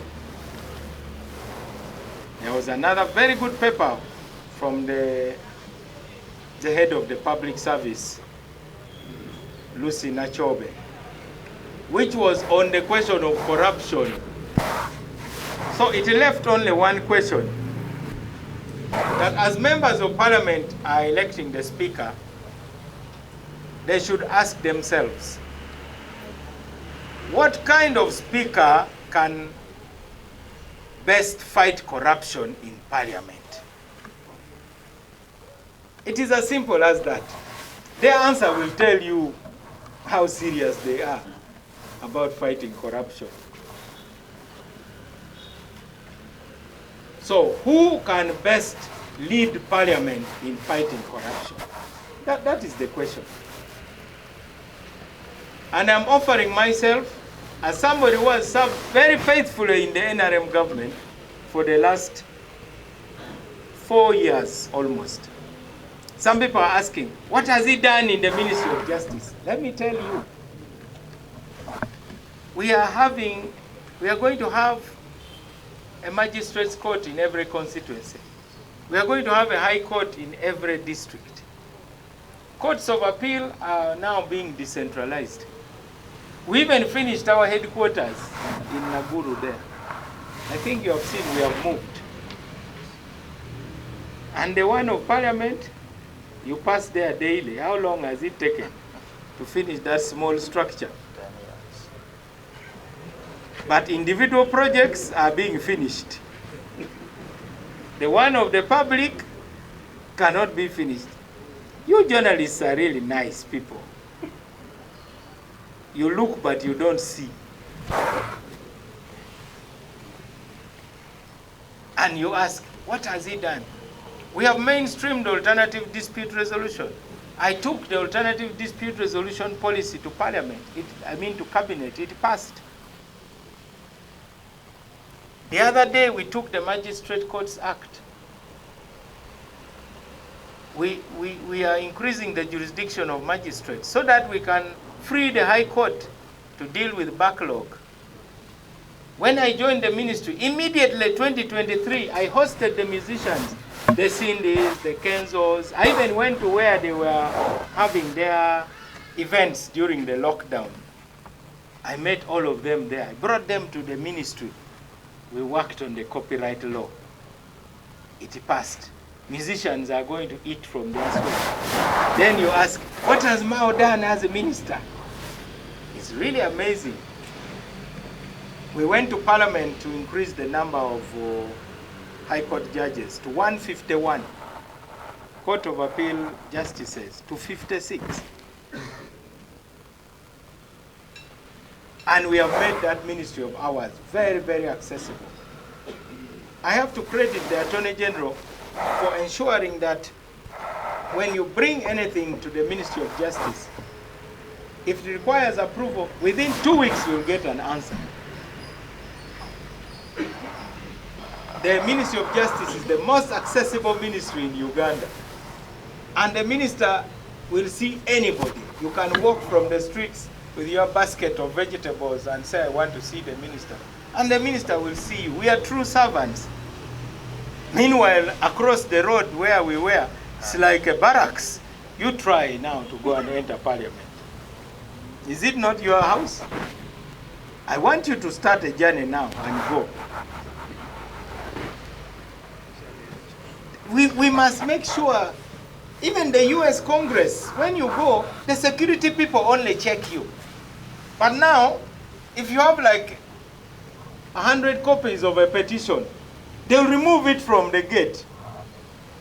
You can't enter with them. Who is giving those instructions?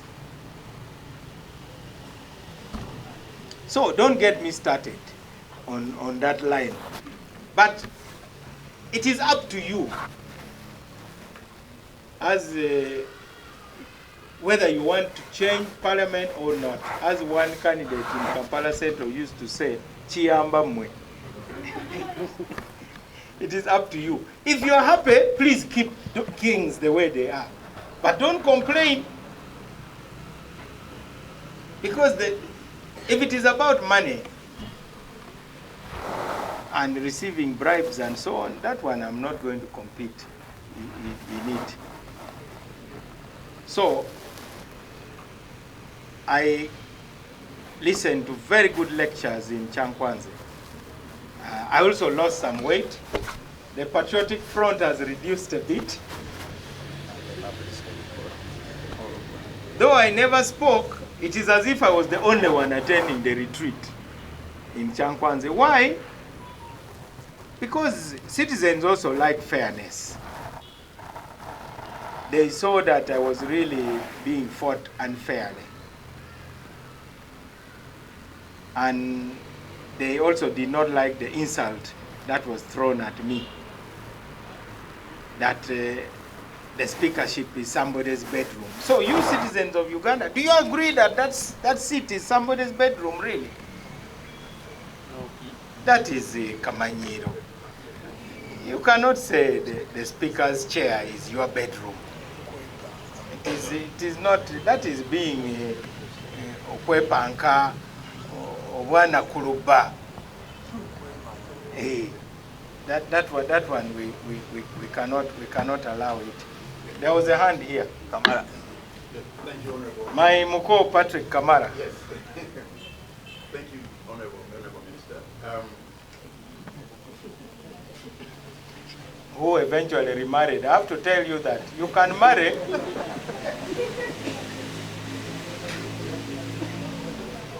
But the law of divorce is there so that you can free yourself. There is no tribe in Uganda that filled an application form to belong to Uganda.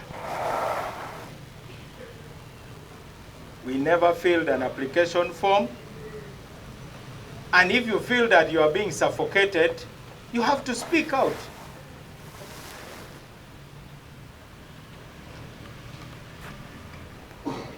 There is a place in Masaka there called Sika Mudali.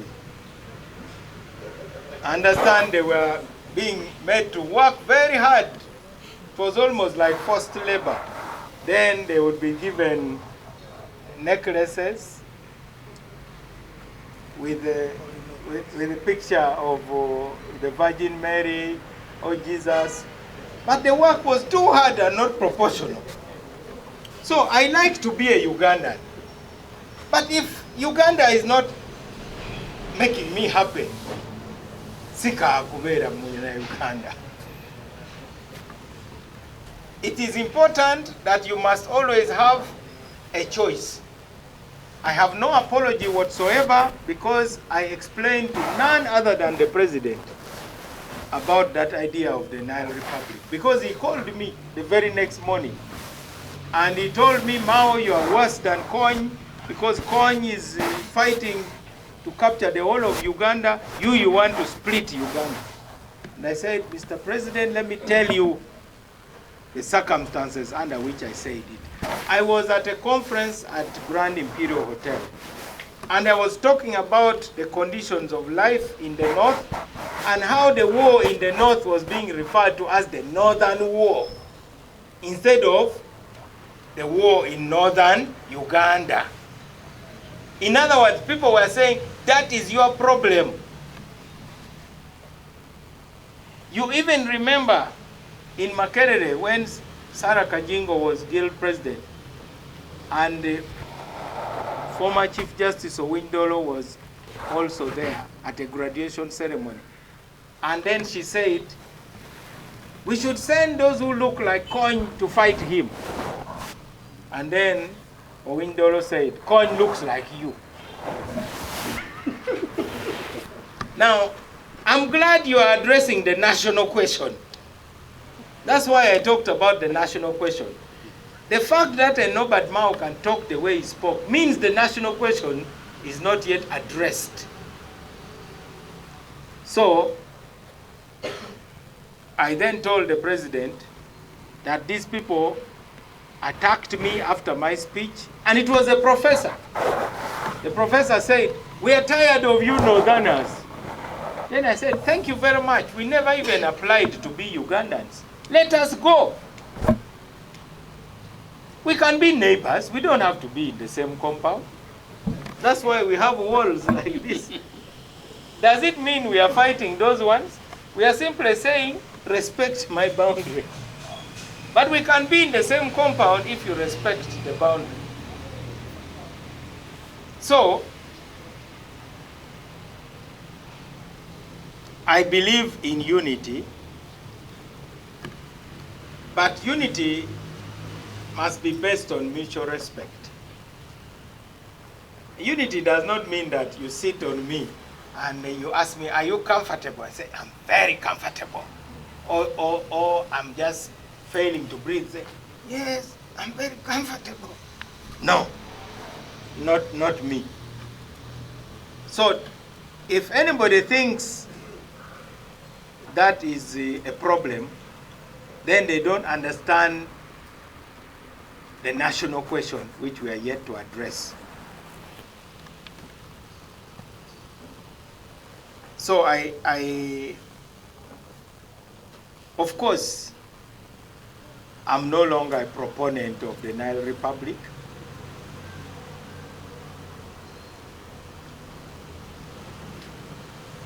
It's a bit like carrying a gun. It doesn't mean you are going to shoot anybody. So if that gentleman there is carrying a gun, would you be fair to say, do you want to kill me? Of course he doesn't want to kill you. But he's there just to say, in case you develop any ideas,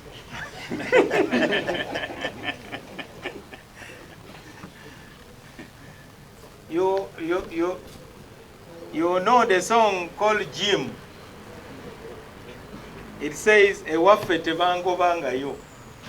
So if Uganda does not want you, you can go to Toro. You can say, I'm in Toro.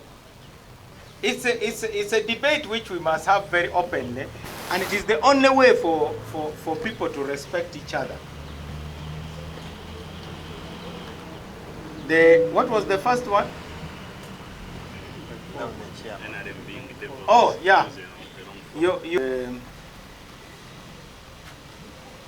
Basically, you're asking whether I trust the NRM, whether they are not going to have me for dinner, breakfast, lunch, and supper, whether they are going to play fair. Incidentally, Chankwanze built consensus that Adui number one is corruption. So all Ugandans are watching whether really the president is serious, because they know the flag bearer of corruption. So the Ugandans are just going to laugh and say, you deceive another person. If you make that person to be your flag bearer, then you are not serious. You cannot be serious. And that was one of the biggest achievements of Chankwanze. Now, dining with the devil is not just even about the position of speaker. You do not know the threats that my supporters are undergoing. DP NEC members are being called. Come and have a meeting with the speaker. She will give you money. And they are being called by DP leaders. There is a meeting. This so-called DP at heart. I mean, it is the most embarrassing season. And it just shows that we really lack ethical leadership. In fact, I will share a 2 million shilling mobile money gift to an outspoken opponent of the speaker, who now has somehow kept quiet. The fight which has been launched because I simply stood like this. In fact, I've done nothing. All I've done is to say, I am taking a stand and I'm not retreating. I've not done anything. I've not given anybody any money. I've not tried to threaten anybody. I've simply taken a stand. But by simply standing, I've shaken the foundations of corruption in Parliament. I will send a screenshot of this person who instantly received 2 million shillings from the speaker. Anybody who is a strong supporter of Mao on social media is being approached. There is money, this is your time, come and eat. I mean, is that the country that we are building?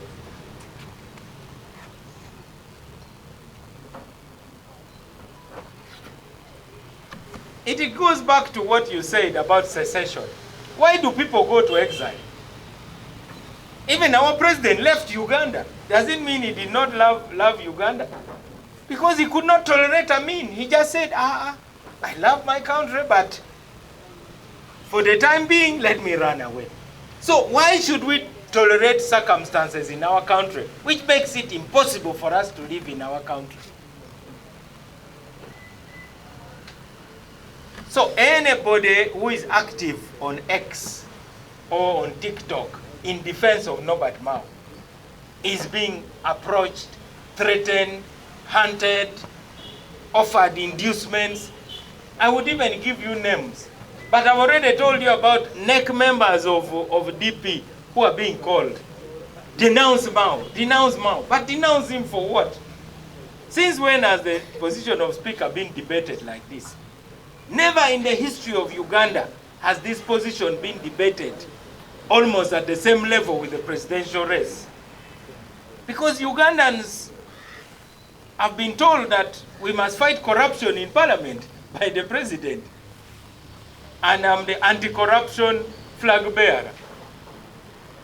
So, I'm being told, you are going to be poisoned. These are the calls I keep getting. My phone is full of warnings. Oh, which doctors have been consulted to deal with you? But these are things I've dealt with. One day when I was contesting for parliament, I went to my campaign office in Gulu. That's 2001. I found there was a head of a chicken with beads around the neck, and they had thrown it at the door of my campaign office. And all my supporters were standing outside, terrified. You know, Africans are very serious when it comes to those things. They could not even open the door. So as I approached, Jolie, as usual, said, oh, stop, stop, stop, stop. Don't you see that thing? So I went and just kicked it. So I guess they were waiting for my leg to be paralyzed. And that was that. People try to do that. So I've been warned that, you know, witch doctors have been approached to deal with me, that I will be poisoned. Even in Shankwanzi, I was told, you know, people would call me, be careful what you eat. We have heard there are some people who have been given poison. They will smear it on the plate. They will do this. So I told them, you know, I don't want to live in fear. If that is what is meant for me, I'd rather die and go and leave you your country. I'm not going to live in fear, fearing to live because of, in that parliamentary canteen, that spirit of comradeship no longer exists. Everybody goes straight to the buffet. Everybody is afraid. People fear to even drink mineral water because they think they'll inject it with something. There is fear in this city. So when I go to the parliamentary canteen, they say, did you eat the buffet or you ordered? I say I ordered. Oh man, be careful. This lady controls the canteen. Why do we have to be in a country like that? When I was a young member of parliament, we would finish a parliamentary session, we go to the restaurant and have a meal, have a drink. Even the speaker, Wapakabulo, had his own bar. If he had an issue to deal with you about, he would call you and he gives you a dressing down. Says, I didn't like the way you behaved in parliament. That is the spirit of a national parliament. But now in a parliament where people are plotting to kill each other, please come for me so that I leave you your country. I don't want to live in fear every day. So that every day you leave home, people are saying, will he come back alive? So it is not just about what you are saying of mistrust and failure to keep promises by NRM. We are now talking about individuals in NRM who can kill to maintain their positions, or allegedly can kill, threatening people. But the good thing is that there's nobody who is immortal. But the messages I get, people tell me you are going to be shot, you are going to do this. But for me, that has been my life. You know, from about 3 to 4 years ago, my security had to be beefed up because of those threats. But I don't fear to die. I come from Gulu, where we lived with death every day. But on top of the question of mistrust, we have that problem.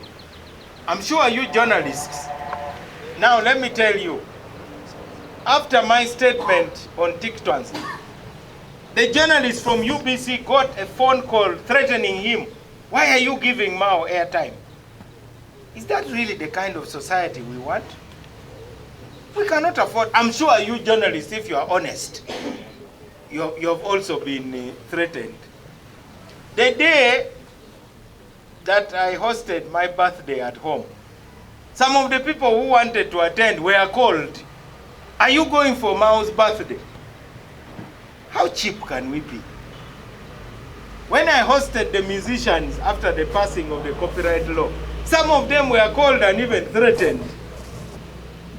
Is that the kind of Uganda we want to build? For God's sake, I've ever stood for president of Uganda. I never ever got a call from the president threatening me that why are you contesting? So if I can contest for president of Uganda, now just for speaker, fortunately, I heard now yesterday that she said she's exiting after 2031. 2031. Yes, 2031. 2031. Yeah, because you have to flee a crime scene. You cannot stay at a crime scene. When your political office has become a crime scene, you must leave quickly. Otherwise, those who enforce the law will get you there at a crime scene. So, Ugandans should give me a medal for the kind of pressure I have put there. I'm not worried about the outcome. But I know one thing is Parliament will never be the same, thanks to the kind of momentum we have created together with the people of Uganda. Let's have a last English question, and then the MP-elect Ofono Pondo, all those issues, that is not anything new. I think he's one of the jukeboxes. You know, a jukebox, you put a coin, then it plays the song you want.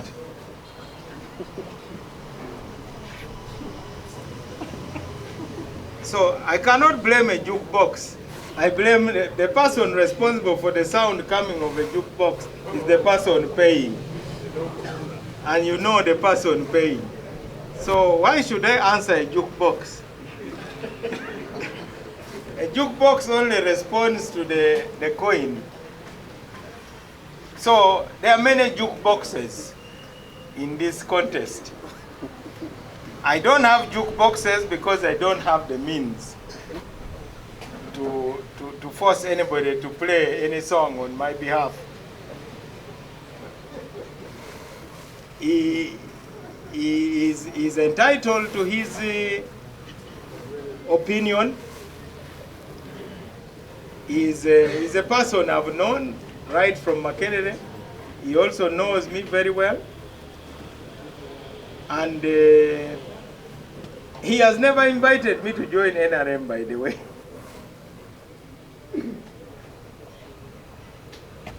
So, if the NRM decide that I shouldn't be considered by the NRM, that is within their rights. But for me, I'm talking about the kind of parliament that Uganda deserves. That's what I'm talking about. And he has been an anti-corruption crusader until now. That's why I'm saying he's now become a jukebox. Otherwise, any MP is free to vote. Fortunately, the election of Speaker, the returning officer is the Chief Justice. And the election is by secret ballot, and the candidates don't campaign. You only have your proposer who speaks about your qualification briefly, because it is assumed. Now, if the number one adui of Uganda is corruption, and the headquarters is parliament, and who is now in charge of the headquarters,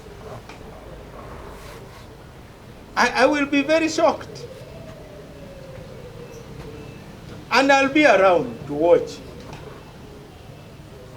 So I really don't have anything new to say about my friend OO's utterances.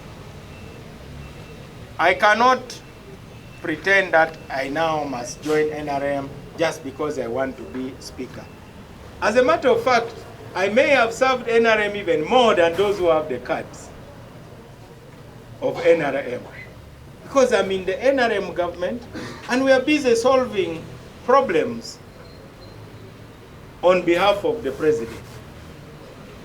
So let me be judged by what I am doing as part of the NRM government.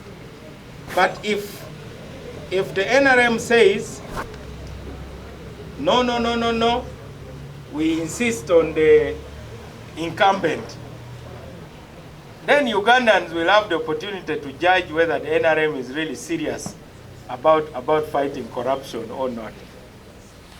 Because in a situation where permanent secretaries are blackmailed to give money, in a situation where state agencies are blackmailed to give money, and you know the 3 MPs who were arrested, I think it was Mawanda, Namunju, and Akamba, it was in relation to corruption.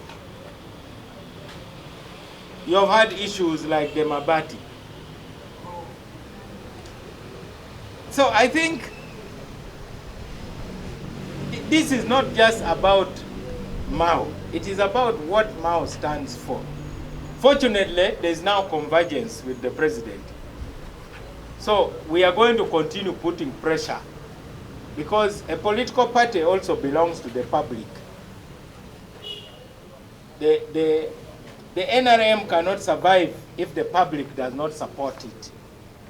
So the public have a right to tell the NRM that shape up or ship out. It has got to, every system must have a way of cleansing itself. So to tell me that my brother OO has said that why don't you join NRM if you want to be an eligible candidate? That election of speaker is not going to be before an organ of the NRM. By the way, the parliament is not an organ of the NRM. The parliament is an organ of the state of Uganda. For those who are mistaken, the NRM may be a majority in the parliament, but the parliament is an organ of the state which the NRM controls, and it has its own constitutional obligations. I'm very happy that the president has already diagnosed the problem as corruption.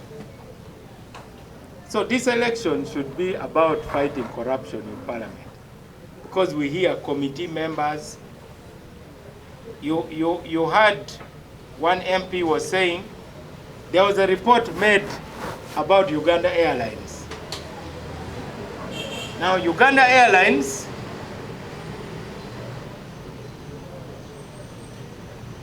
I think the MD complained. So the report was never brought before the House. It disappeared. Eventually, the president had to intervene and have the MD sacked. And then he brought that Ethiopian. You heard me on TV the other day saying, why did we bring an Ethiopian, a foreigner, to sort out Uganda Airlines? That's the reason why now a non-NRM member, Norbert Mao, must go and be speaker to sort out the problem of Uganda. if we can bring an Ethiopian who is not a Ugandan, because Uganda Airlines is a mess. Me, I'm only going to be there for 5 years. So I go in like a special force, sort out the problem, and get out.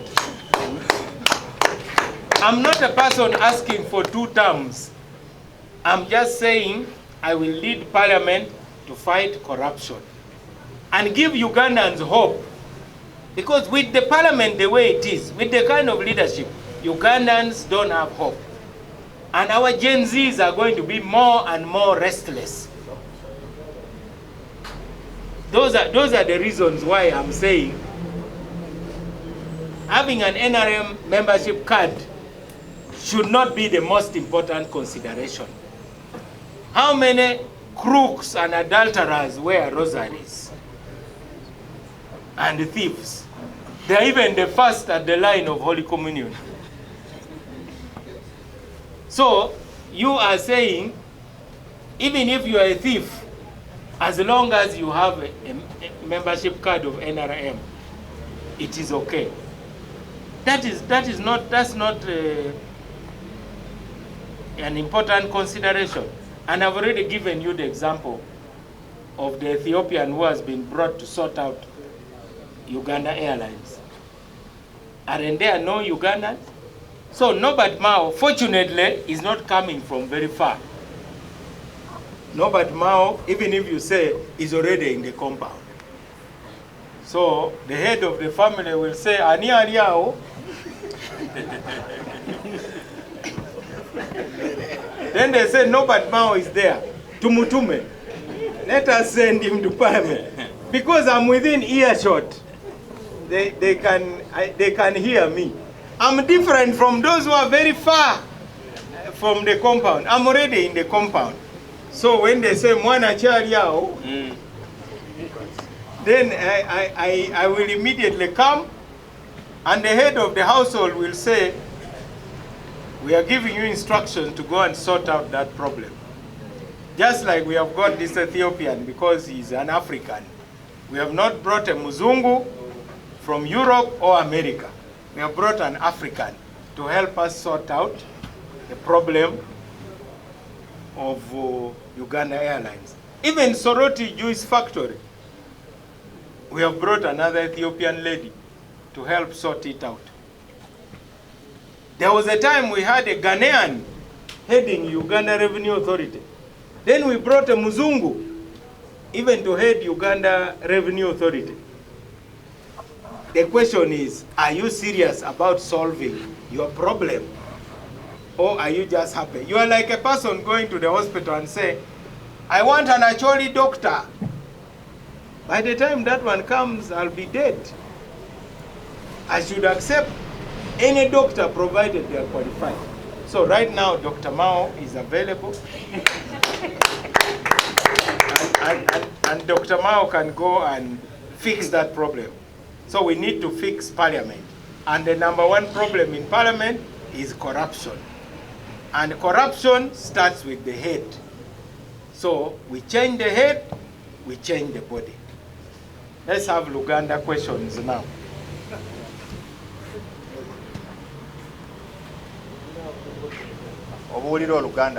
Mambo family. Oyina kusooka kubuuza. Head of the family akolera family. Head of the family waba akolera family. Abamukolera tebaba na buzibu. Kati kiri eri ffe Abannayuganda okulaba nga head of the family aweereza family yonna. Mukulaba kwange yasazeewo n'agamba nti ekirwadde ekiremesa Parliament okukolera Abannayuganda, ekirwadde bakiyita sinanguzi, obubbi, obukumpanya n'obulyake. Ekyo kye kizibu ekiri mu Parliament. Kati tulina okunoonya eddagala erisobola okumalawo obulwadde obwo. Kati ekibuuzo eri mu mikono gya ababaka bagenda okulonda sipiika kiri nti ani ayinza okukulembera palamenti okulwanisa obubbi n'obulyake. Kati gwogamba waliwo obutakanya wakati w'ebintu Abannayuganda bye baagala nga famire n'ebintu omukulembeze w'eggwanga nga head of the family byayagala. Gaapu eyo mu kulaba kwange ntono nnyo. Ebintu ebisinga omukulembeze w'eggwanga byakulembeza n'Abannayuganda bye bakulembeza bikwatagana. Biri bisatu byokka: livelihood, abantu okubeera n'obulamu obweyagaza. Ekyokubiri, okusoma. Okusoma kitegeeza abantu babeere n'obumanyirivu, bafune obusobozi obwekolera emirimu gyabwe. Ekyokusatu, ebyobulamu, health. Livelihood, education, health. Ebyo byebintu ebisatu Abannayuganda bye baagala. Kati wobeera sipiika, obeera nga refari. Kati twetaaga refari omutuufu. Oli waayingira ekisaawe ng'alina emisumaali wansi w'engato ze. Refu n'agamba nti emisumaali sigirabye, zanya, ng'ogenda okosa banno. Oyo taba refari mutuufu. Refari wabanga agaba red card, oli alumba munne ne tebamuwa red card, ate ono n'alumba ne bamuwa red card. Oyo refari taba mutuufu. Kati president w'eggwanga abeera nga team manager, ya managinga team. Naye nga mu kulaba kwange mu palamenti tubeera ne sides ezo ebbiri. Nze siyinza kulwanisa Abannayuganda bye baagala. Ky'oba olaba nti nze nkulembeza kyakuteesa. Bwe tubanga tulina ensonga nga waliwo obutakanya wakati w'ababaka ba palamenti ne cabinet oba president w'eggwanga, afazaali tuteekawo kye nayise era nakitadde mu buwandiike, a caucus of the whole house. Kati ennaku zino tulina caucus ya NRM ya majority, naye twetaaga caucus ya family yonna. Kabewa, NRM, DP, NUP, FDC, UPC, ani tubeere ne caucus of the whole house. Kubanga waliwo ekirwadde kiri kye nayise the national question. Tebereza abazungu bateekawo olukomera ne bagamba nti Abaganda, Abanyoro, Abanyankole, Abacholi, Bakalamojja, Basoga, Bagisu, kati tubayita Bannayuganda. Oba mwagala oba temwagala. Era olusalosalo lwe luno. Wakati wammwe ne Sudaani ne Congo tewali yajjuza foomu. Tewali ggwanga eryajjuza foomu okubeera Bannayuganda. N'olwekyo nsuubira president ekyo kyaliko, naye abasinga tebakitegedde. Bano b'ofonopondo bamala googera. Oli musaabaze, tomanyi bifa wali mu maaso awali steering, omala googera. Bandiyambye eggwanga ne basirika, kubanga mu myaka gino 5 twagala okwegatta ng'Abannayuganda tulwanise ebizibu bye tulina ng'eggwanga, tuleme kwekutulakutulamu. Era twetaaga omuntu alina spirit eyo egatta abantu. So omuntu alina spirit eno egamba gwe sigala mu luggya, weyingira mu ddiiro naye tojja kuyingira mu kisenge. Abantu aboogera bwe batyo be balemesa omukulembeze w'eggwanga ate okugatta eggwanga, kubanga aleeta obusosoze mu maka. Naye tulina okukulembeza Abannayuganda bye beetaaga. Ekyo kye twandiise the parliament we want. Yes sir. Ko ababadde bampandiikirako ebintu ku mikutu egy'enjawulo egya social media, bangi babatuukiridde nga babatiisatiisa ti lwaki muwagira Mao mujja kufuna ebizibu. Abamu babaguze n'okubagula. Wano ku simu yange ninako omuntu omu eyabadde anjogerera ate nga simumanyi na kumumanya, naye oluvannyuma namunoonyerezaako nga maze okutegeera nti bamutuukirira ne bamutiisatiisa ne bamuwa million 2 era ne ID ya mobile money njirina. Kitegeeza nti nze okwesowolayo mu bangi nenyimirira ne ngamba nti nja kwesimbawo ku bwa sipiika. Kinyenyeza ekitebe ky'enguzi. Kati abakulembera ekitebe ky'enguzi bakankana. Kati bakozesa kintu kimu kyokka kye balina, sente, kubanga tebalina mazima. Ekisigadde kutiisatiisa bantu. Kati buli ali ku social media ng'agamba tuwagire Mao ku bwa sipiika, bamutuukirira, bamutiisatiisa, ekyo we kirema nga bagamba katukuwe sente. Nange kennyini mbadde ekyankwanzi nga nfuna amasimu ng'abantu baŋŋamba nti weegendereze, waliwo be baawadde obutwa, bagenda kutega katwa ofe, bayinza n'okusiiga obutwa ku sowaani eri ku parliament, mu restaurant ya parliament. Wentuuka bagamba nti walidde emmere nga ogi ordarinze kuva mu fumbiro, tiye tojja kuzuukuka enkya, wandiridde bufe. N'olwekyo eyo embeera sisobola kugigumira.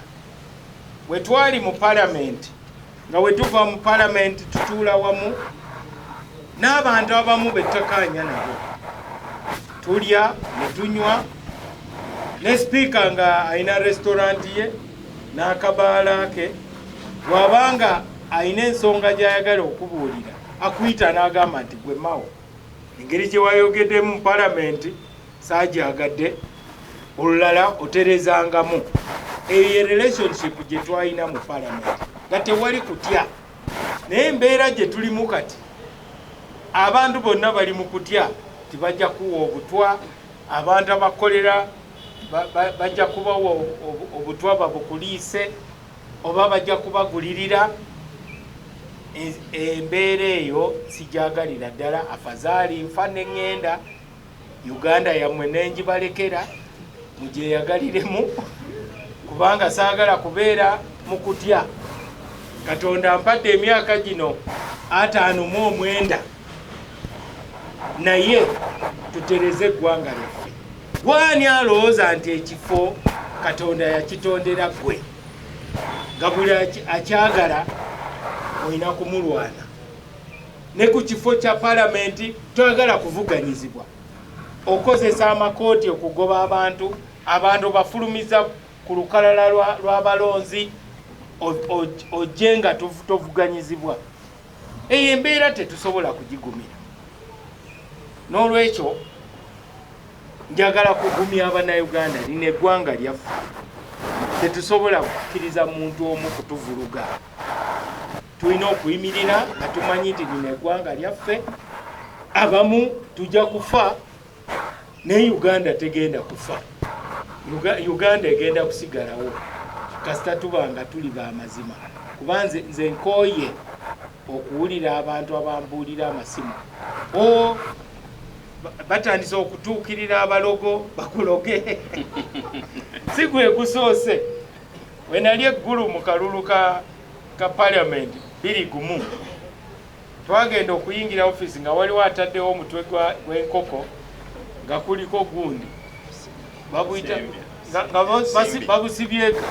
omutwe bagusibyeko ensimbi ku nsingo ng'abantu bonna abaali mu kampeni yange batidde tebaagala na kugulawo office bwe natuuka ne bagamba sebo tosembera naye nze ekintu nakisamba busambi nekigenda eri ndowooza baalinda okulaba nga nemala sobole okutambula ng'okugulu kusanyaladde era bakirinde nze neesiga Mukama kubanga n'abalogo y'abatonda era abategekedde Gehenna ebalindiridde naye nga eno embeera bwe tunaamalira ababaka abamu babakubira amasimu nakola birthday yange ewaka abagenyi abamu be nali mpise babakubira amasimu temugendayo kati gwani atayagala abantu basanyukireko Norbert Mao we nayita abayimbi era abamu babakubira amasimu lwaki mwagala genda ku mukolo ogwo oguli ewa Mao kati abasinga bali ku social media abanjogerako ebirungi babatuukirira ne babatiisatiisa abamu bagezaako okubawa sente eyo embeera mbi nnyo ze navuganya ku bwa president saafuna yadde simu n'emu kuva wa president ng'etiisatiisa kati lwaki ate obwa sipiika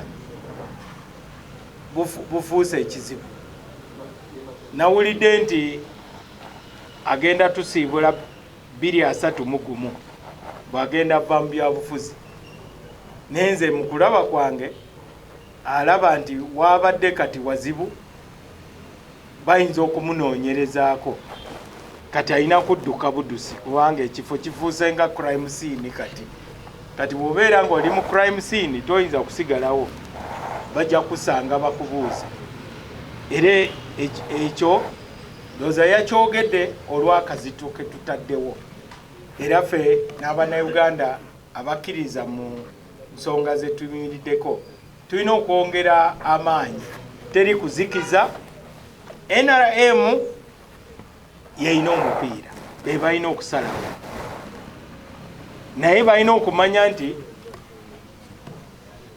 ekizibu ekiri mu parliament obulyake n'enguzi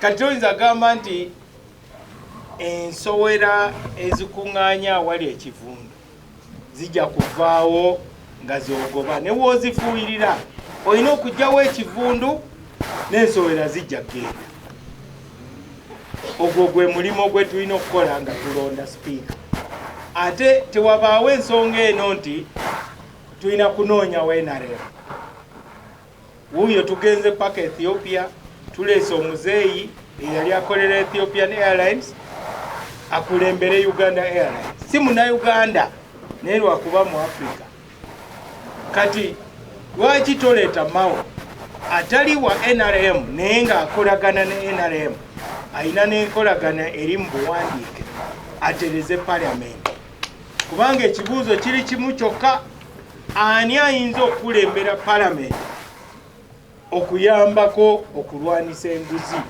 mu ggwanga lyaffe tulina okunoonya omuntu asobola okukola omulimu ogwo tuve ku kino ekyokugamba nti olina kusooka kulaga kaadi ya NRM mbadde wavunaanyizibwa nga minisita wa justice emirimu gye tukoze girabika ne rekodi yange eri clear n'ekibuga kya Gulu esinga ne Kampala obuyonjo ffe twasobola okupulaningira Gulu twaleeta abantu okuva e Australia ne bapulaninga Gulu okubeera nga ye city esinga okubeera plan omutali ghetto yadde n'emu kubanga twakikola tukigenderedde nina rekodi yange nga MP nina rekodi yange ng'omuntu alwaniridde emirembe mu ggwanga ogenda mpaka mu nsiko ne Minister of Justice kati ekizimbe kyaffe twakimaliriza tulina ggulu.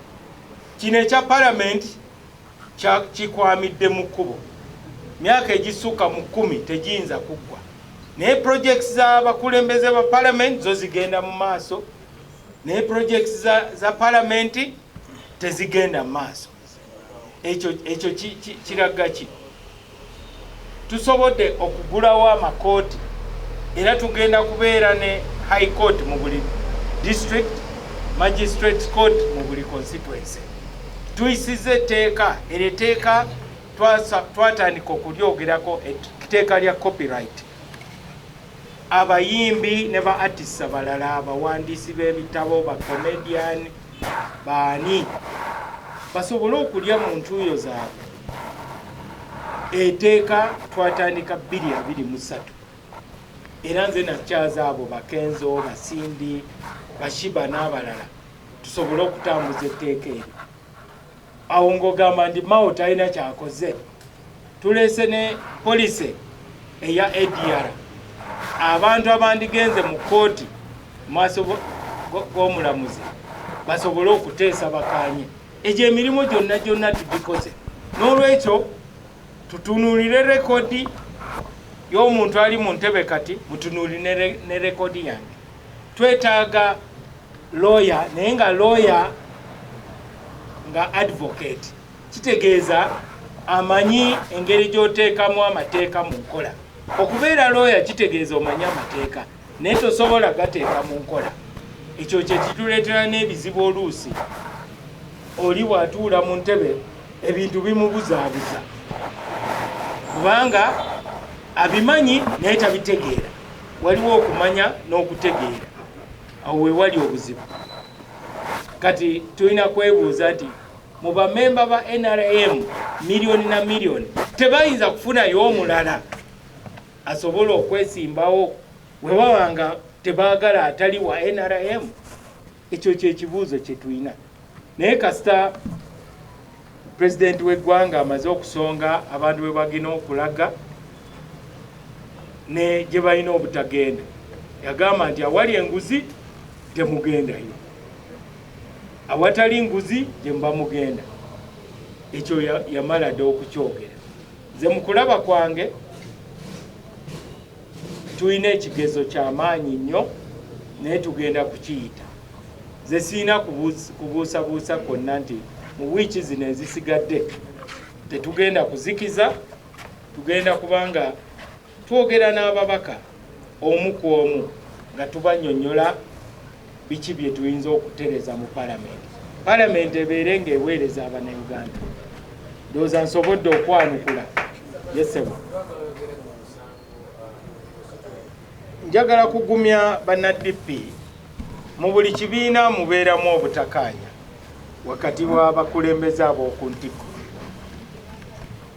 Baganda bange Vice President ne Secretary General nze mbabeereddewo nnyo. Ndowooza kyo kye kireetedde bammemba abamu okunyiiga ne bagamba nti omuntu ababeereddewo ennyo lwaki ate mumwambalira ne mumulwanisa ate nga temuli na balonzi eri mu palamenti. Nze manyi nti mu weeks 5 kino ekintu tujja kuba tukigusiza, naye nga banna-DP abanyiivu olw'okubanga abakulembeze bannange banvuddemu nabo mbategeera, naye njagala kubagamba nti bino ebintu bibeerawo tomanya. Naye nze nga Norbert Mao ndi mugumu kubanga nze nsoma Bayibuli era ngoberera Mukama waffe Yesu Kristo bye yatuyigiriza nti oli akola obubi weena okumukolera ebirungi byokka.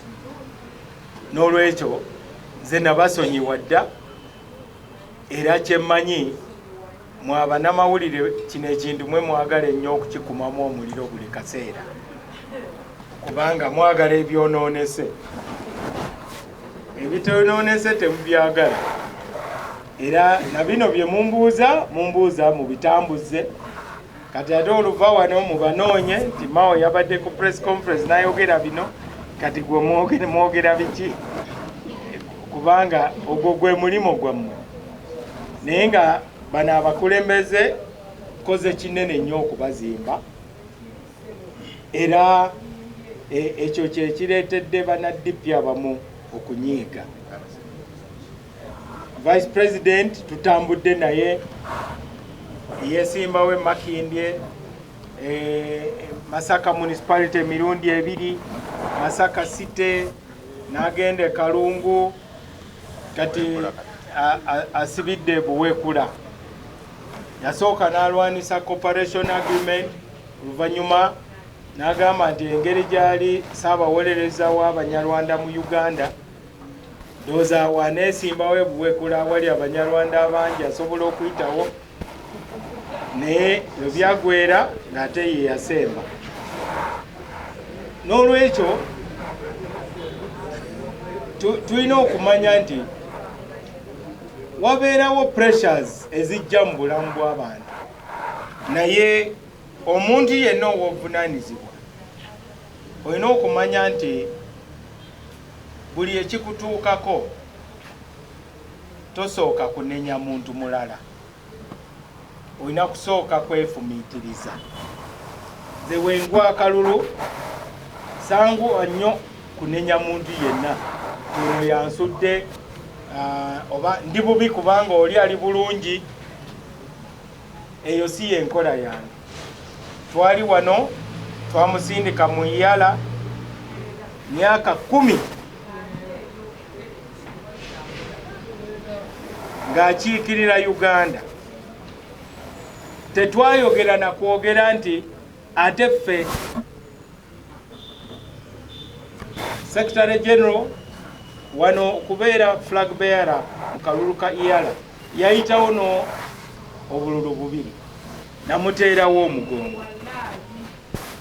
Okufuuka Secretary General nga Matiya Nsubuga afudde nagenda mu kuziika n'ennangirira tugenda kungubaga mwaka mulamba, omwaka ogumu ne gufuuka emyaka 2 3 paka ne tugenda mu delegates conference eyo gye twamulondera. Ekyo ndowooza kye kinyiiza abannaddipi ne bagamba nti lwaki temumala gasirika? Kati wosirika ofiirwa ki? Toyina kalulu mu palamenti ogamba nti tebakwebuuzizaako. Bino ebintu tulina okusanyukira buli avaayo okulwanirira Abannayuganda. Nze nvuddeyo si kulwanirira DP naye kulwanirira Abannayuganda omuli n'abannaddipi. Nze wano twalina Honorable Sebamala yeesowolayo n'agamba nti agenda kubeera speaker. Nayita wano press conference ne mwendoosinga ekyembi ekintu yakivaamu naye nga buli wa DP avaayo tuteekwa okumuwagira kubanga wa family. Naye oluusi ekintu bw'oba okikola tokosa kibiina. N'olwekyo nsaba bannaddipi kino ekintu tekijja kutwawula kubanga bakulembeze bannaffe bano tubamanyi bulungi, tumina records zaabwe. Vice President wange mu kalulu ka 2021 yakeera ku makya ne ndaba nga akoze okupande ng'ate kati awagira Bobi Wine. Ne twogera ku simu n'angamba nti ekyo kye kigenda okumpisaawo, ne mugamba Amina ekibanga kye kikuyisaawo tujja kulabagana nga bakulangiridde. Naye olowooza Bobi Wine kweri ajja kuwagira aleke empuuga? Bwe kyagwera ng'era tawangudde, Bobi Wine yagenda n'amwogerera yamudi campaigninga. N'olwekyo bwe tuba nga tuli mu byabufuzi tulina okwefumiitiriza. ne ze kyenzikiririzaamu Mukama Katonda abalansinga ebitabo era agenda abalansinga ebitabo. Olaba n'ali mu ntebe kati agamba agenda kunyuka byobufuzi mu myaka 5 olabira ddala nti akazito ke tutaddewo si kangu. Naye ndi musanyufu kubanga mu DP tulinamu abavubuka, tulina emiti emito, ffe kati tuli mu lugendo saawa yonna tunyuka obukulembeze bwa DP. Naye nina essanyu nti tulina abavubuka ba UID ate bagenda bawangula mu institutions. Nakitegeddeko nti eyeesimbawo ku bwa Guild President Mutesa One Royal University yawangudde.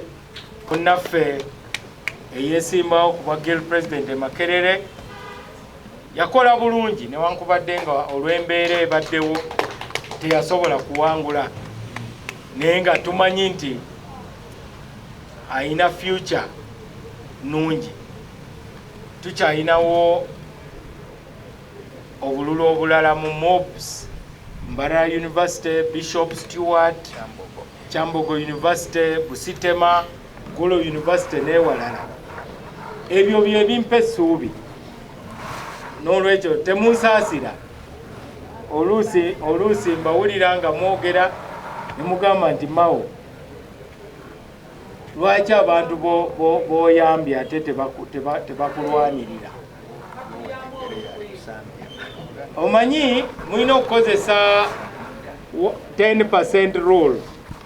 Yesu yawonya abazibe 10 naye omu yekka ye yakomawo okumwebaza. Nze ate ndi wa mukisa kubanga nsukkako 10%. Kati mukama waffe wabanga yafuna 10%, nze ndowooza ate nze ndi waggulu nnyo, n'olwekyo temunsaasira. Era abavubuka ababadde baagala okukola akavuyo nga bagamba nti abo tebalinya ku kitebe, ekyo ekintu mukiveeko mubaleke, kubanga Katonda ya balansinga ebitabo n'abalonzi gye bali, kubanga koozi eno ebendera gye nsitudde ku luno esobodde okugatta Abannayuganda bonna, n'abaali banjogerera n'abaali batampagira ku luno ate bali nange.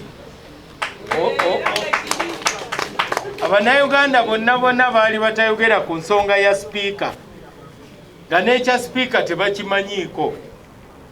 Ab'amagalagi, aba bodaboda, bano abatunda ebibala, abatembeeyi, bonna bagamba nti Mao agenda atereze palamenti.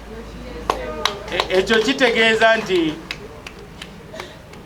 nabo bennyini akazito bakawulira, tebali offside ku luno, era simanyi mbeera gye batambuliramu, naye nga nze mbasabira busabizi, era nange mbasaba mubasabire. Let's have to, you are not a journalist. I'm not going to pick you. Let me pick this one.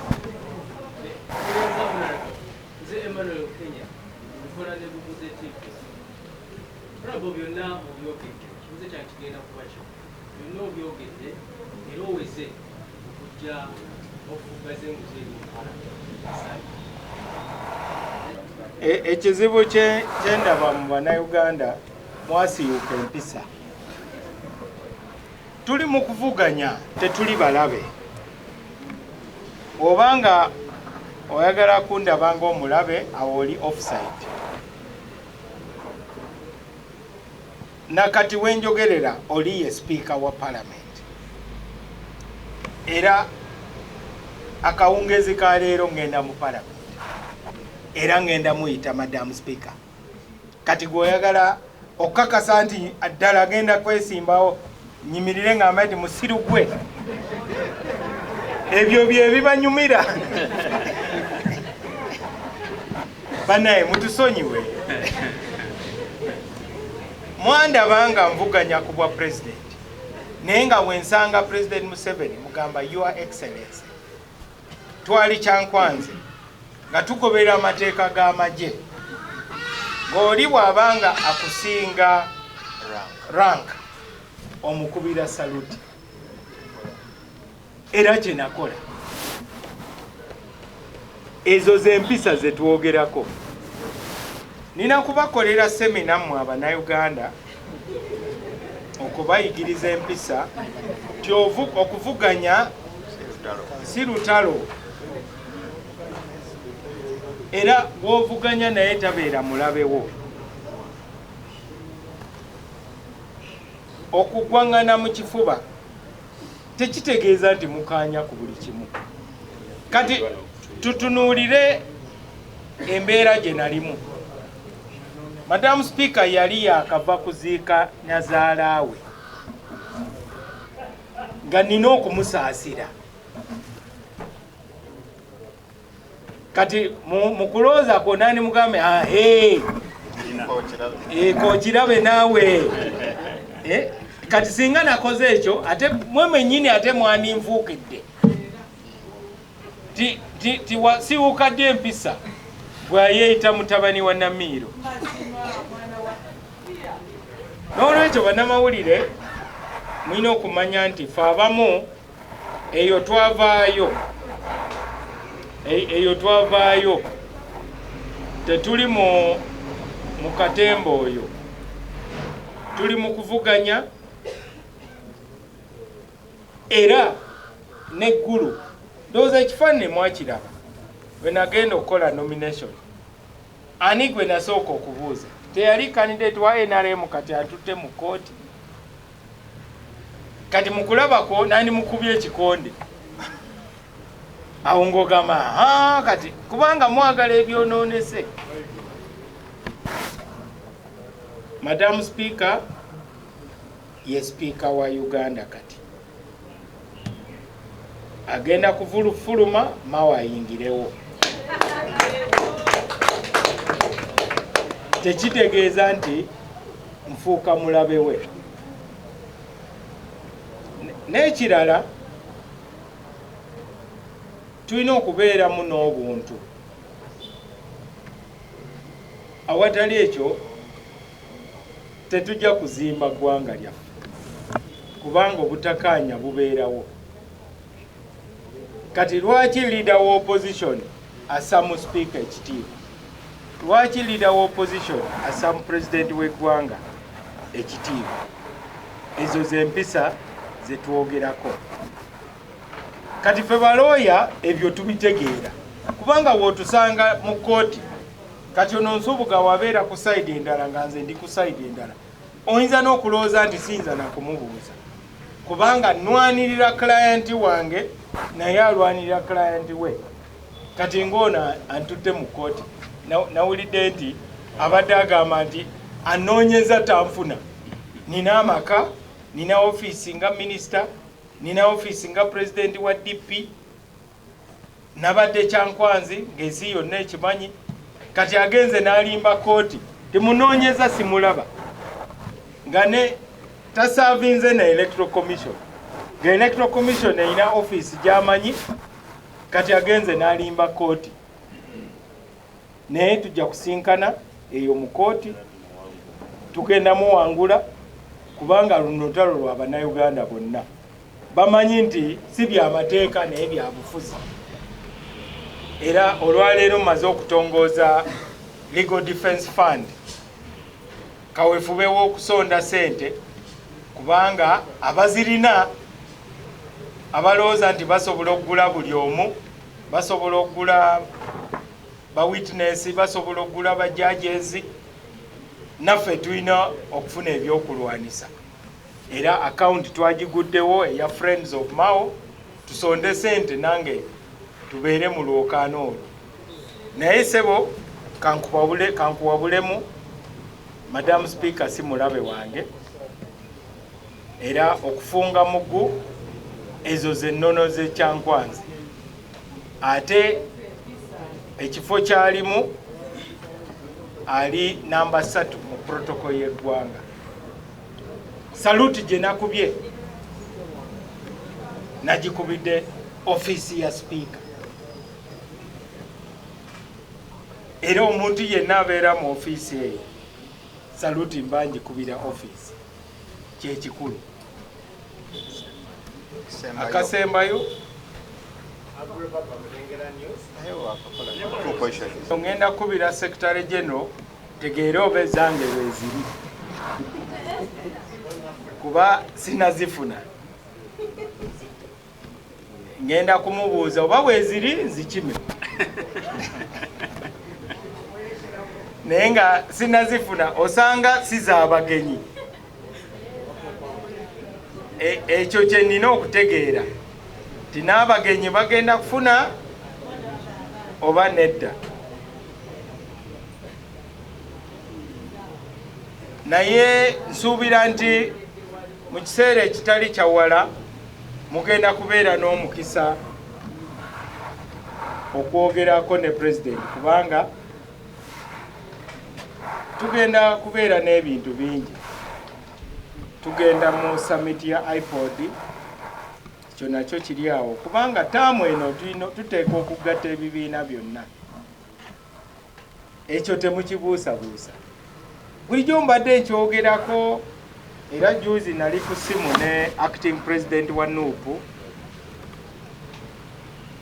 kubanga ffenna tuli bannayuganda n'ensonga ezitwawula tulina ozitegeera. Kati nze chairman wa iPod era summit nze ngenda ogikubiriza omugenda okutuula abakulembeze abalala ab'ebibiina. Bwe tuvaawo suubira tujja kubeera ne press conference. Kati mu press conference osobola okubuuza mukulembeze w'eggwanga ezo ssente tewali yazimusabye, naye kyendowooza era kyeyayogedde n'agamba nti ababaka baleme kwesigama ku muntu kyono yampa ssente we mbeera n'ekizibu. Ababaka beesigame ku gavumenti. Yagamba you don't need to depend on a person to solve your problem. Depend on the institution. Kubanga sente ezo tagenda kuzijja mu nsawo ye. Sente za government. Mwe mwagambye nti kibadde ky'ababaka kwekubako enfuufu. Kati enfuufu eyo gye mwogerako ekiwaliriza ababaka naddala ku nsonga eno ey'okulonda sipiika. Oli akuwa miliyoni 2 zokka n'akwogeza n'ogamba bannange awo toyogedde bulungi tukaddemu lwa miliyoni 2. Kati oli abalansinze ground alevelinze ground n'agamba wekiba kya ssente mumanyi we ziva. Kati mutunuulidde oli ayina kajerikani naye oli ayina ennyanja. Kati ayina ennyanja n'owa kajerikani ani asobola akuwa amazzi aganaamalawo ennyontayo? Awo pulezidenti ayina kyakoze okulaga nti mulina kwesigama ku institution eya gavumenti. Tewabaawo abatiisatiisa kyolwa miliyoni 10 n'akutega kamera n'oyogera buli akutunuulira n'agamba nti akutadde ku lufungo oba kiki. N'olwekyo ndowooza yakikoze akigenderedde. Ekyo kilevelinga ground kitegeeza ekya ssente kati kivudde mu ddiiro. Ekyokubiri yagambye nti amanyi nti ababaka oluusi bafuna ebikemo ogenda mu nguzi, naye wabeerawo ekizibu afazaali gavumenti erina okubayamba.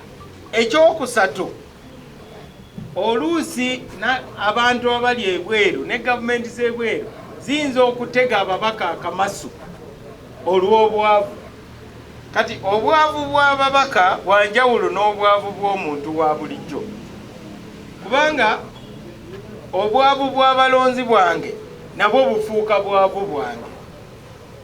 Kati omulonzi wange watabeera na school fees, mbeera nga nze atalina school fees. Omulonzi wange wabanga alina omulwadde oba afiiriddwa, mbeera nga nze afiiriddwa. Ekizibu ekyo buli ali mu byabufuzi akimanyi.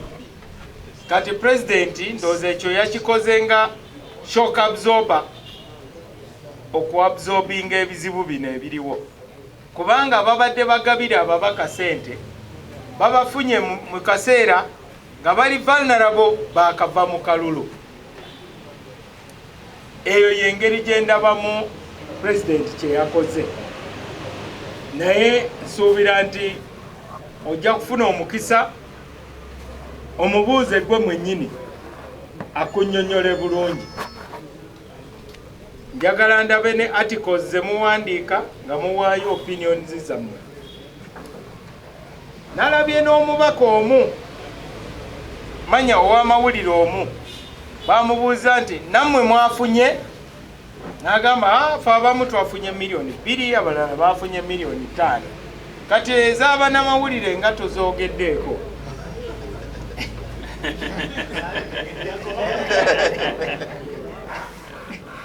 Naye obanga oyogera ku nze, ngenda kubira Secretary General ambuulire oba nange ng'omugenyi omuyite akange gyekali ajja kuntegeeza.